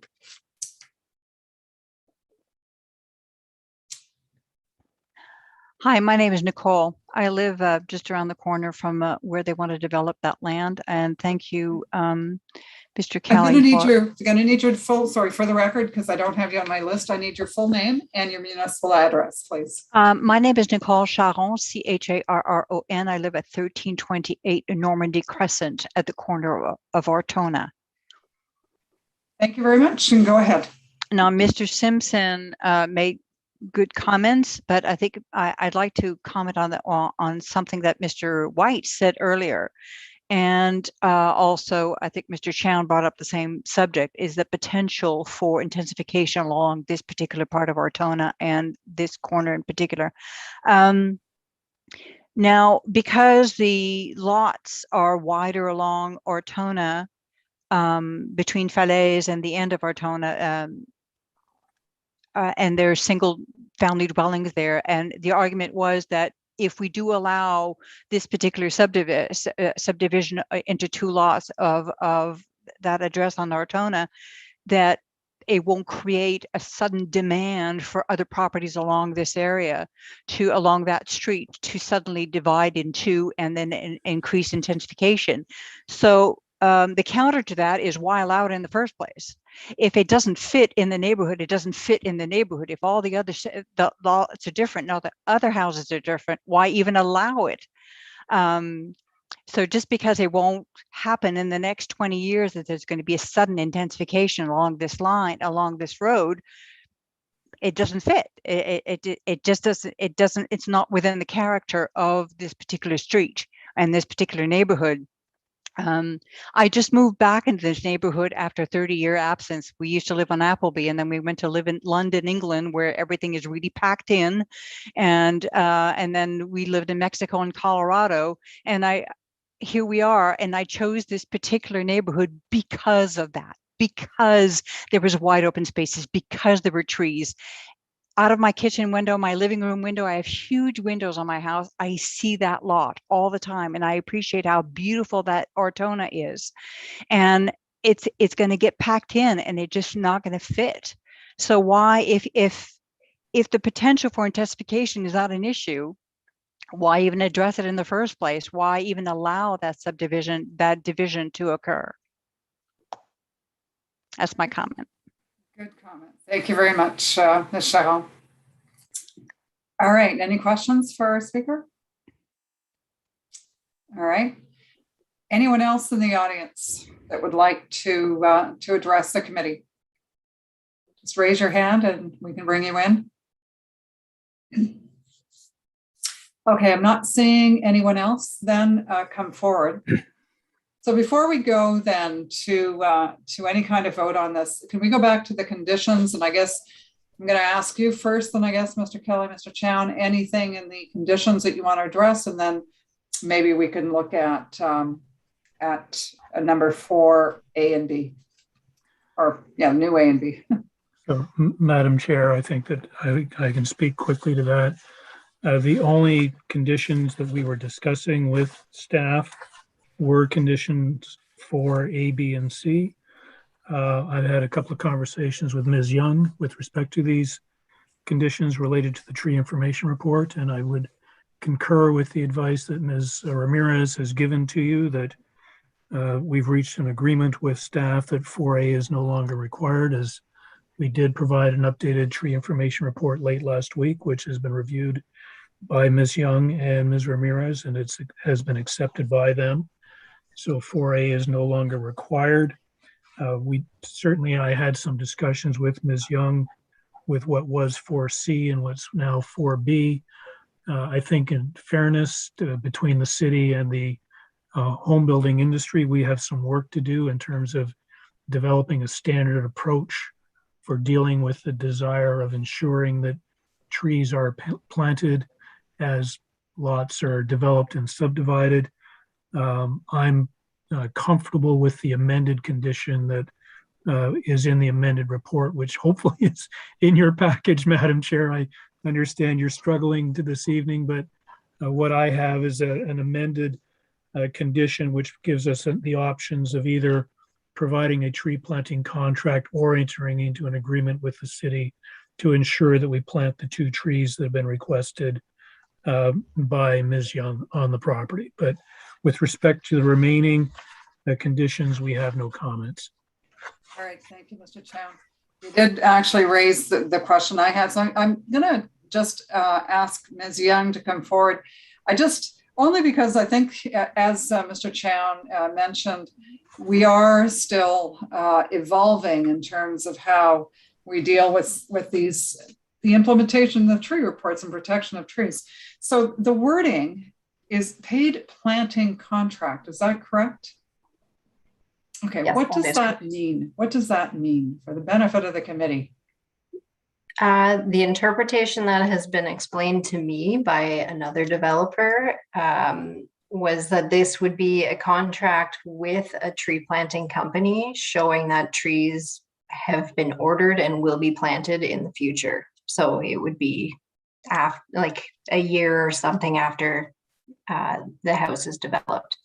So it would just be some kind of proof that they have it on record that they will be planting these trees following development. So is the intent that so because it's a condition, it has to be cleared before you can actually create the lot. So the intent is that you're given a paid planting contract as to clear the condition. So, yeah, but it's all right. I guess it's the word paid that was kind of maybe tripping me up a little bit. So if it's just a planting contract, that's one thing. Is there any magic to the word paid that I'm missing here? I don't think so. I think the intent is really just to show that it's kind of a receipt in a way, like that the contract has been paid for up front and that the trees will be planted in the future. It's a way that was recommended to us to avoid the need for a development agreement. So it's something that we're looking at trying, but as Marie noted, it's part of a discussion that we will be having in the near future to try to sort out the best approach to this. But I feel like this way, if there's the option, then at least it gives the applicant the ability to choose what is easiest for them. Okay, because what we have done in the past is we actually have come up with securities rather than, and through the development agreement and the posting of securities for it. Is this intended to be another option as opposed to that? This is intended to be an option that would avoid the need for a development agreement. So if we put securities up, then that would require a development agreement as well. So the planting contract is seen as an option to avoid that. So Ms. Young, I'm sort of struck by the fact that there are other conditions that require entering into a development agreement. So yes, in this case there are, and so we thought it would be easiest to stick with the development agreement, but Mr. Chown preferred to have the option. So I think in this case we're open, and we will be trying to nail this down in the future. All right, Mr. Chown, can you just tell me what you see as being the benefit then? You're already getting into a development agreement that you'll need to do in order to clear other conditions. Why not just follow suit?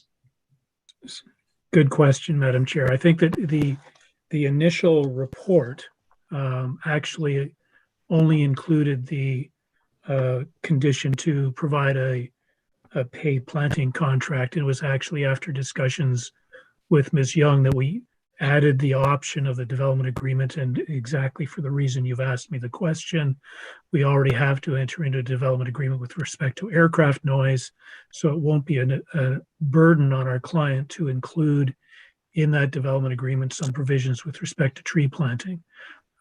So we added that option. The initial option is something which I think I would be most interested in pursuing on an application where there wasn't a requirement, any other requirements for a development agreement, because it avoids the time and the expense of working with the city's legal department to have those agreements drafted and prepared and registered on title unnecessarily. If we can simply demonstrate to the city that the trees are paid for, it's just a question of when they're going to get planted. So I appreciate the report indicating the two options, but to answer your question, we're likely to go choose door number 2 rather than door number 1 because we're already into a development agreement for other reasons. All right, thank you, Mr. Chown, and that's most helpful for us. We continue to learn as we deal with different applications. So thanks for that.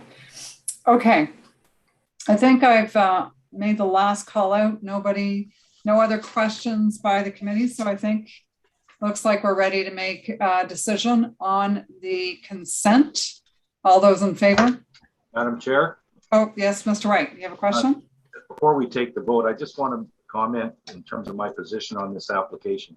I want to make it clear that had this property been in a situation where there's potential for very concentrated multiple lot creations based on substandard lot frontage, such as we see, I think it's to the north of the subject property on our corner, where there's a concentration of 6 or 7 of these types of lots in the same, located within the same zone. I have a different opinion. In my view, that situation begs for an amendment to the zoning bylaw as opposed to an approach through the Committee of Adjustment minor variance process. In this situation, we're dealing with something that I think generates a minor impact, and in that case is a minor, legitimately a minor variance to the zoning bylaw in terms of the lot frontage and lot area requirement, and that's an isolated situation. The potential for redevelopment on that basis in the immediate vicinity is negligible because of the fact that the majority of the properties in the area have been previously or recently redeveloped for development that's consistent with the zoning bylaw. I'm satisfied that in this case the application for the variances is minor and that the development is appropriate in this particular application. On that basis, I'm supporting the application. Thank you, Mr. White. All right. With that, then, show of hands, all those in favor of the consent application. All right, for the record, it is unanimously granted. And on the minor variance application, All those in favor? Again, for the record, it is unanimously granted. I don't think there's anything left to discuss, gentlemen. So thank you very much for your participation this evening and for the information. Thank you again. Thank provided. you as always. All right, thanks so much. Okay, that brings us to the last application, which I think has been around for a little while. That's 3663 Albion Road. And looking for Dana Edwards.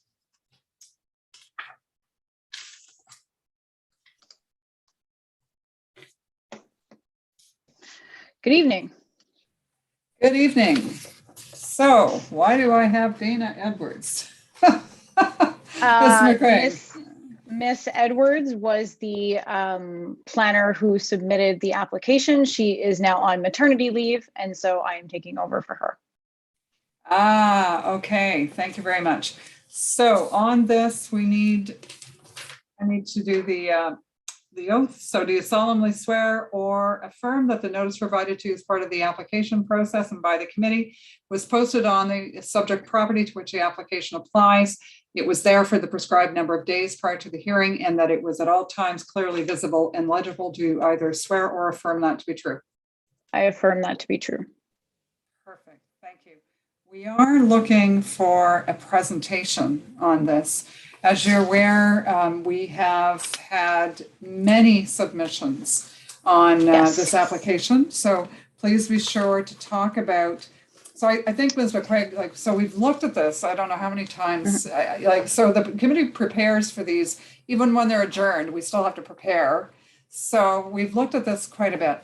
What I'm going to ask you to do is concentrate on, so what was the original proposal, and walk us through the changes that have been made in the revised plans, and talk to us about the whole consultation piece with neighbors. So through you, Madam Chair, I will sort of speed through some aspects of the presentation that you may already be familiar with, and focus in on the areas that you've requested. So if you can advance to the next slide, please. As noted, this is 3663 Albion Road. It is about a 15-minute walk from South Keys on the east side of Albion Road South, and just north you'll see Bank Street. Next slide. The property is zoned residential second density subzone N. It's part of the general urban area designation of the official plan. The property is highlighted in yellow on your screen. Next slide, please. This is an aerial view of the overall context. You can see the planned unit development that wraps around the rear and south of the site. There's a church across the street and other various dwellings in the area, as well as a high-rise building to the northwest off of Bridle Path Drive. Next slide. This is a close-up aerial of the existing dwelling on the lot. It's a very large lot, over 2,000 square meters. Has a current lot width of 45.72, and for the information on the notice, it does have a lot depth of 54 meters to be noted. Next slide, please. These are some existing images of the site currently. The bottom, sorry, my screen is a little bit cut off. The bottom right of the screen is the edge of the property, and it's just mainly noting the proximity of the transit stop at this location. Next slide, please. These are some surrounding context images. On the top left, you have the single detached as well as the church across the street and the high rise in the background. To the top right, you have the single detached dwelling that is located to the north of the subject site. And then your bottom left is the planned unit development of townhomes that is located to the south, abutting the property, as well as to the rear. The bottom right is a apologies, I can't see the bottom part of the screen for some reason, but that is also located across the street a little bit more to the north. Next slide, please. These are some additional context images. The semi-detached that is in proximity is noted on the screen with double driveways. And then the bottom right part of your screen is the existing planned unit development that is located behind the subject lot. Next slide. What is being proposed here, as you're likely familiar with, is 3 semi-detached dwellings for a total of 6 freehold units, as well as 6 rental units that are being proposed as single detached dwellings, secondary dwelling units.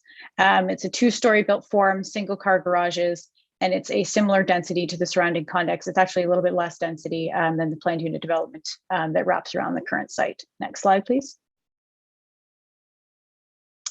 So to give you a brief overview of the site plan, I will also take this opportunity to give you an understanding of the changes that have taken place.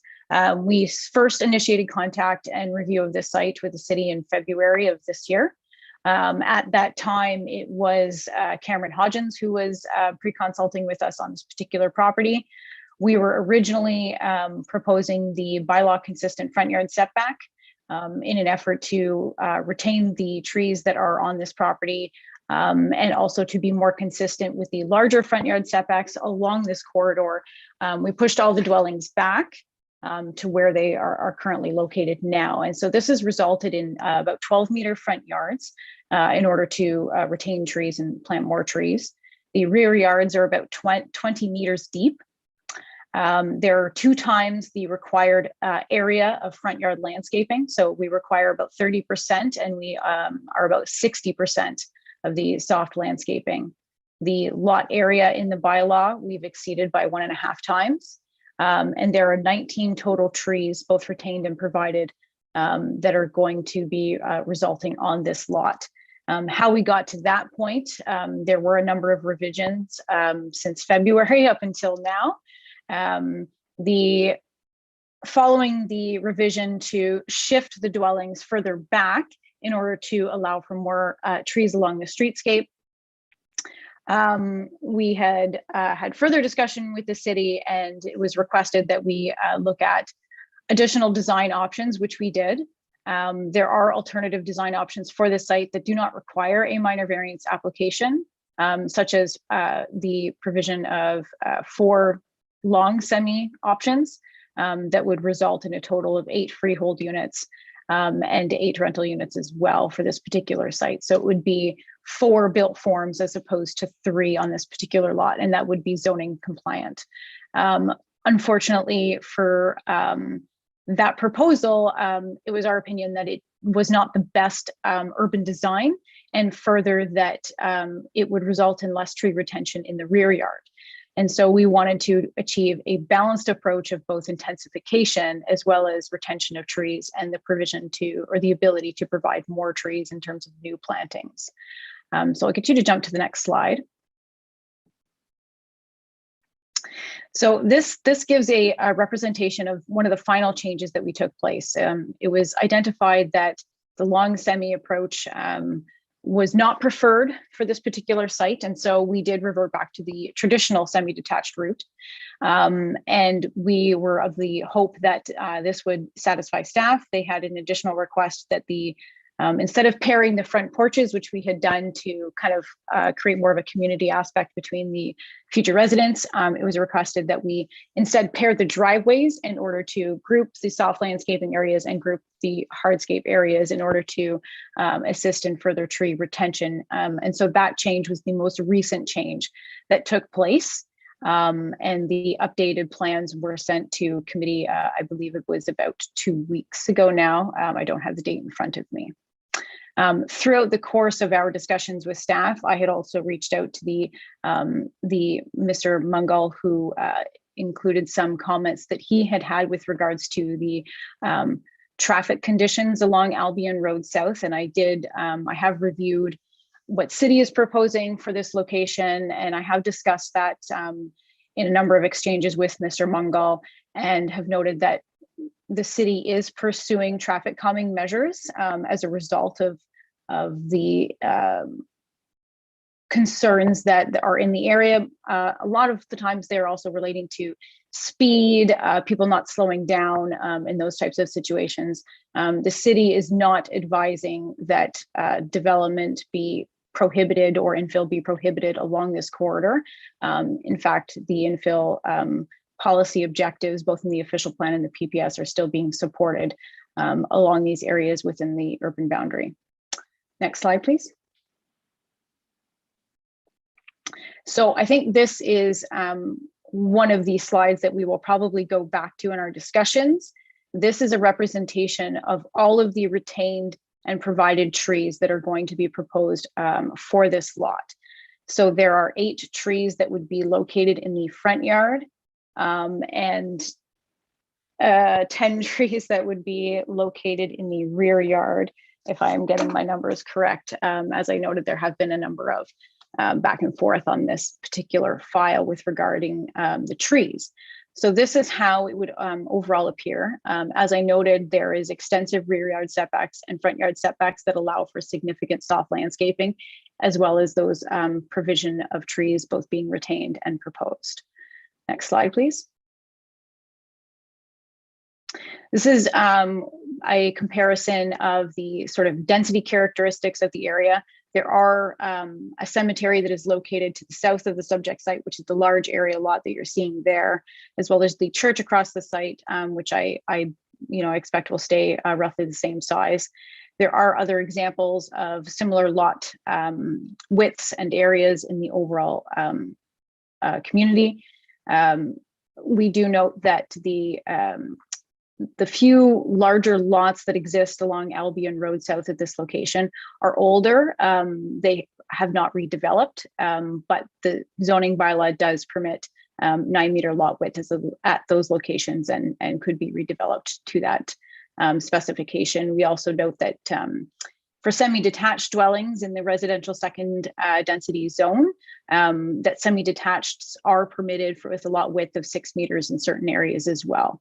So 7.62 meters as the reduction is not considered to be a large deviant from what's generally permitted. Next slide, please.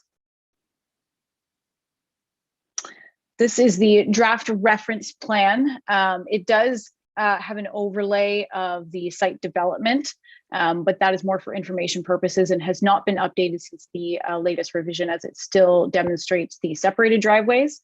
The latest site plan was submitted with the paired driveways. And so this would create the 6 lots, each lot being 7.62 meters, whereas 9 meters is requested. That is the only variance that is being requested. And each lot would have an average lot area of over 400 square meters, whereas the required lot area is 270 square meters. So it's significantly greater for the semi-detached units. Next slide, please. This is just a recap of what I noted in text. Next slide, please.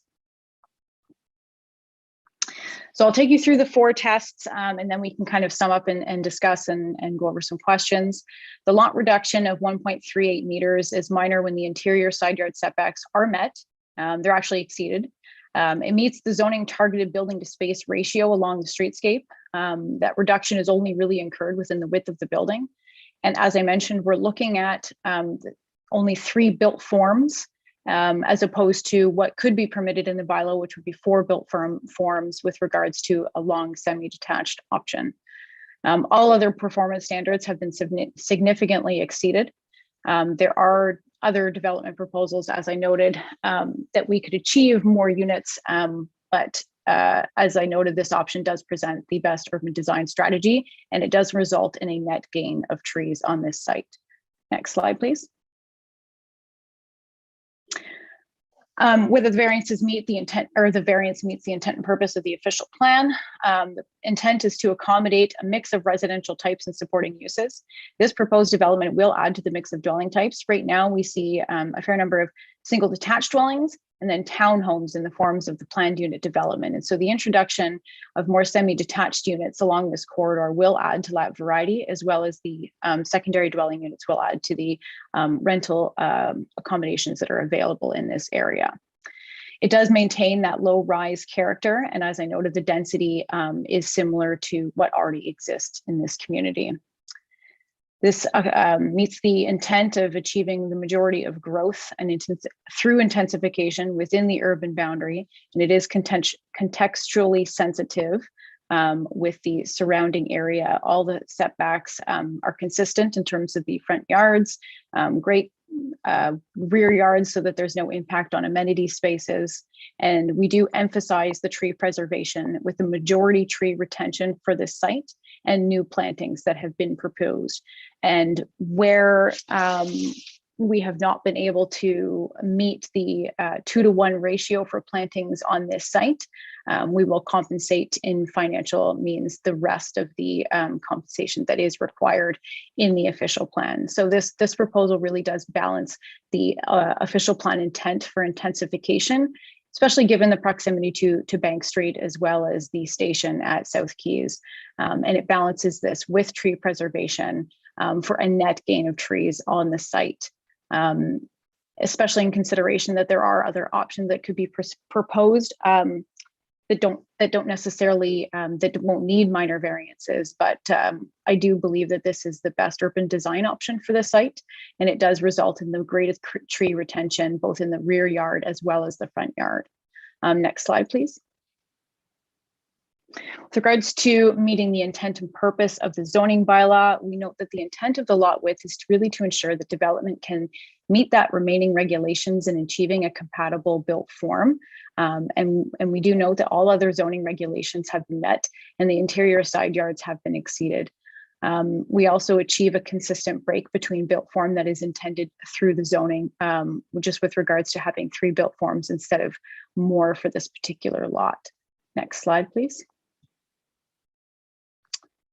And so that's really just a summary of everything for this particular site. There have been a number of revisions and consultation with staff. There was only one other comment that did not come back through Committee of Adjustment on our first adjournment, and it was with regards to the secondary plan indications. I don't recall the resident's name, but this particular site is outside of the secondary plan that runs along Bank Street for this area. So these the concerns were not applicable for this particular site. If I think it would be relevant for us to, pardon me, to flip back to the landscape plan for questions and discussion. That would be slide 12. All right, thank you, Ms. McQuaig. Before we launch into the questions, though, I'm remiss. There's a couple of changes needed to the notice. Let's just go there very quickly. Legal description, we're adding part of lot 7, concession 4, part 1 on registered plan. Is that right? That's correct.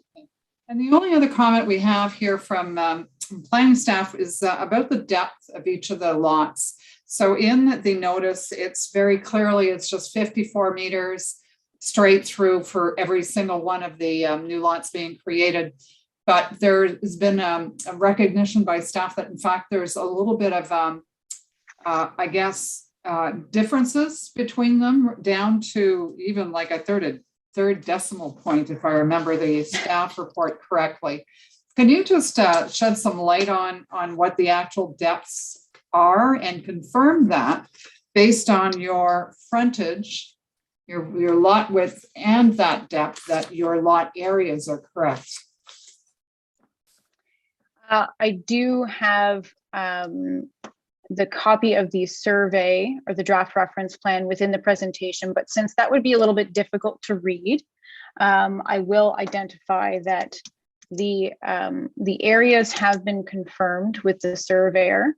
The lot widths are all 7.62 meters, and the dimensions, the rear yard, the width of the rear yard or the rear lot line is slightly different simply because the lots are angular, but we have calculated the lot areas correctly.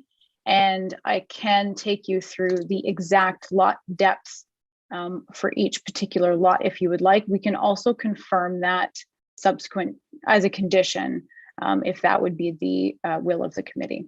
Well, so I'm kind of, if you can confirm that it was through a surveyor that you actually have the lot areas correct, because that would be the only concern, right? Is that for whatever reason, it doesn't actually add up. But if you're telling me that you have that, then, and that we've confirmed the lot frontage to be 7.62 again on the survey plan, then I guess I'm almost would be looking to Ms. Cully to tell me what the actual concern is here then.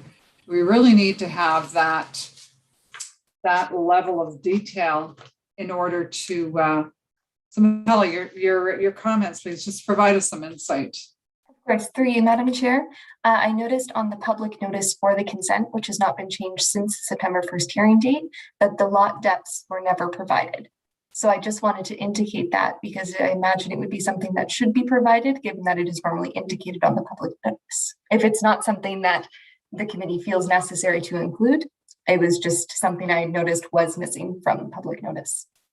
Well, I guess at the end of the day, if we're amending the notice, as long as we can ask Ms. McCraig to provide the correct, it doesn't need to be a condition, Ms. McCraig, it's just a request that you provide it and that we amend the notice accordingly.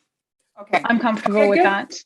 Through you, Madam Chair, I am looking at the draft reference plan provided by Annis O'Sullivan, and he does distinctly write the area in square meters per each individual proposed lot, and they are all accurate. All right, thank you. That's good to confirm for the record. Excellent. Okay, on to some questions from the committee. Lots of quiet. Must be the hour. Is it getting late, I guess, at this point? So our understanding, Ms. McQuaid, is that there was in fact some, so staff's comments, as you know, they're not glowingly on your side. And so they're still indicating some concerns. And the sense that we got was that it's because there would be even still through design changes, the ability to retain even more trees. Can you tell us a little bit about that? I can, Madam Chair. If my presentation could be brought up again, and if we could flip to slide 12, I think that would be the easiest to demonstrate what we're looking at.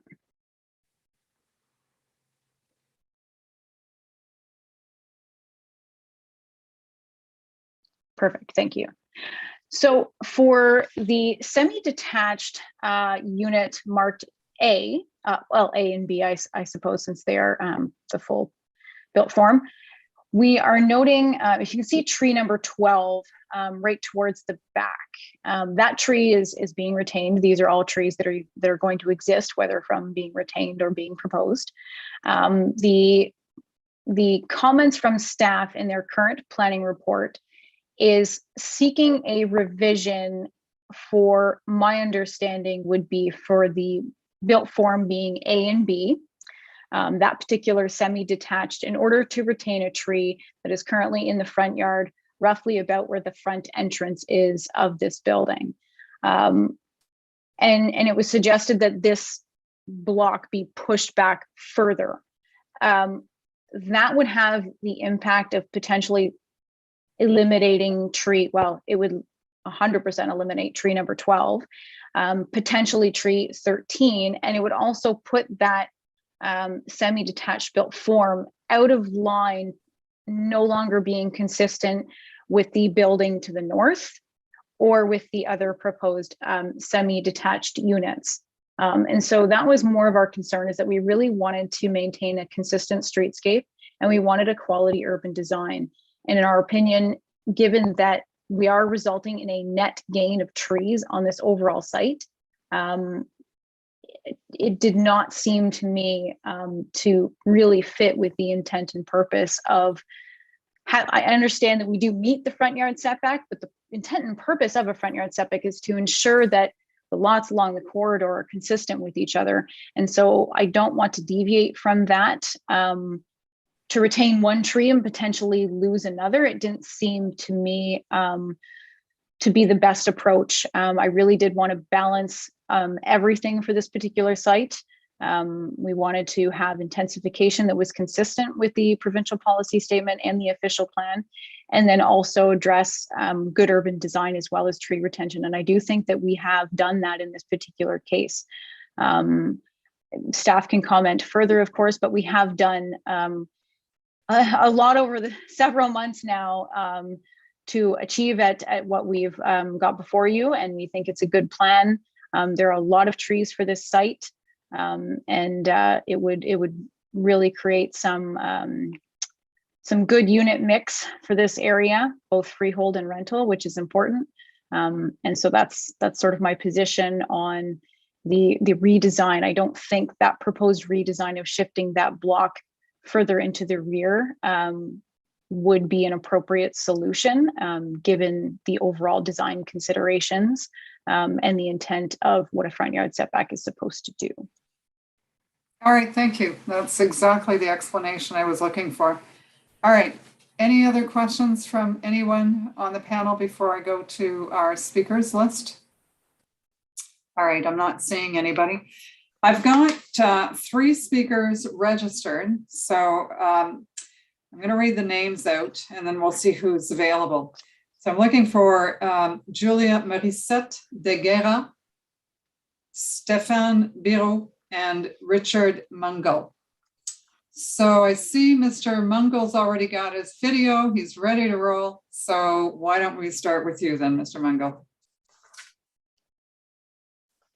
You're on mute. Right. There you go. I have this thing with technology and it's not a happy relationship. Anyway, thank you very much, Madam Chair and members of the committee for allowing me to speak. I have a short presentation. I hope I don't take up too much of your time. Yes, I have provided some photographs. They will augment what the agent for the developer did.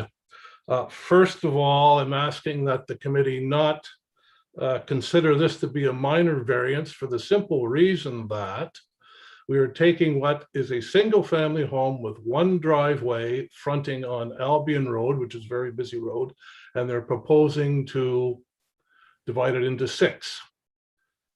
Secondly, the design of the buildings themselves, or 6 lots by themselves, are not compatible whatsoever with any of the streetscape on Albion Road as it exists now. Now, there are condo developments and townhouse developments in the area of Albion Road. Unfortunately, I don't have a zoning map. Again, I ran into technology problems, but to the immediate south and east of this property, there's a condo development. To the north, beyond the traffic lights that you see there, there are 2 townhouse developments. The interesting thing about how that affects the streetscape of Albion is that all of these 3 developments, they only have 1 entrance onto Albion Road. 1 entrance, that's it. So as a consequence, what is now being proposed is that there will be 6, essentially 12 dwellings with 6 driveways that will now front on Albion. Again, it's not compatible with the existing streetscape and of Albion being largely single-family homes right now. They're across the street from this development. There is 1 duplex on a large lot. It's been there for many years. There's also a church, which the agent kindly put into her presentation, a photograph of that. These compacted 12 dwellings don't fit into that, in addition to the 6 additional driveways. The townhomes, as I said, to the east and to the south, as well as to the north, only have a single entrance. They're discrete developments, only with single entrances onto Albion. And in fact, as you'll see in my lower right-hand photograph, there's a yellow gate that is, and that was also shown in the agent's photographs. That is a gate to the condo development that has always been closed.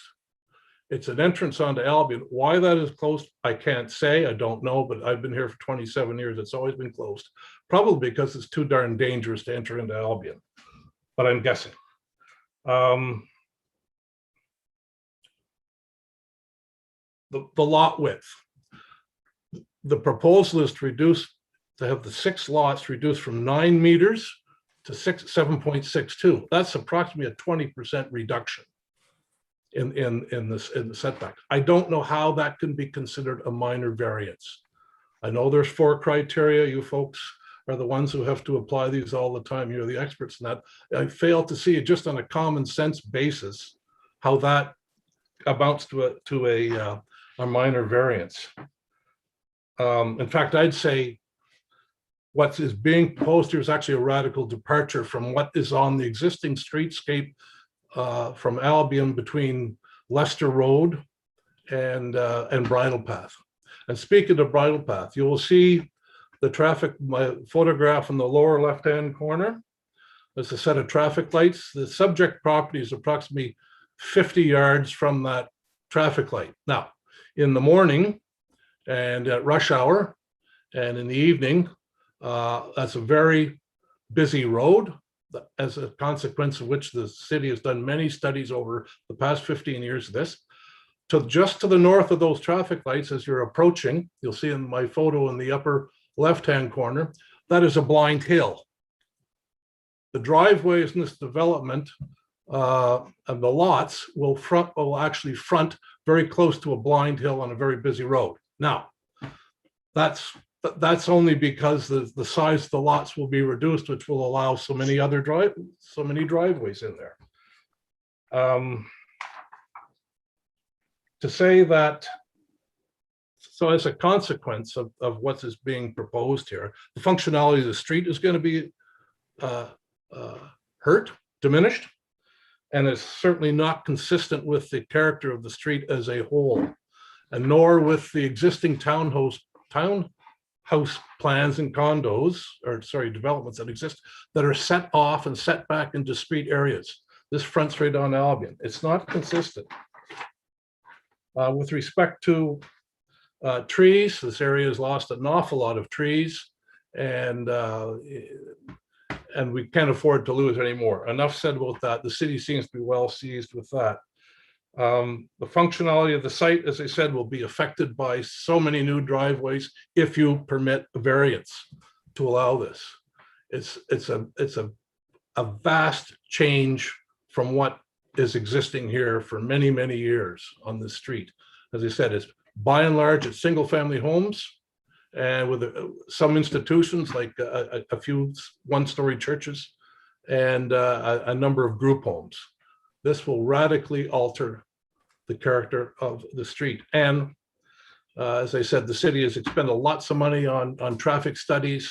I know that's not directly within your jurisdiction, but it would be a consequence of allowing so many dwellings to be fronting on Albion. I understand the city prepared a second report. Unfortunately, I did not get a copy of that. I have not seen a copy of that, but I do understand the city had some, I think, Madam Chair, you call it less than glowing endorsement of this proposal. Anyway, that's my presentation. I hope you'll take this into consideration, committee members, and come to the conclusion that this is not a minor variance at all. Thank you very much. Thank you, Mr. Mungall, and thanks for the photographs. It's always helpful to the committee to get that added context. Excellent. Any questions for Mr. Mungall from the members of the committee? No? All right. I'm going to go to the second speaker then that I have. Is there Mr. Stéphane Biro? No, Biro, sorry. I'm not seeing Mr. Biro come forward. How about Ms. Julia Morissette de Guerra? All right, coordinators, can you confirm whether or not any of those speakers are still with us, or? No, Madam Chair, I don't see either of those individuals online. All right, in which case I'm just going to make a call out to the audience then. All those who may have an interest in the application, either for or against, this is your chance. Just raise your hand and we can bring you in.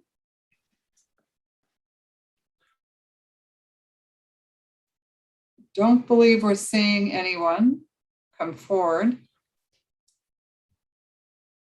So with that, I see, Mr. Mungall, you have your hand up again. Is that just?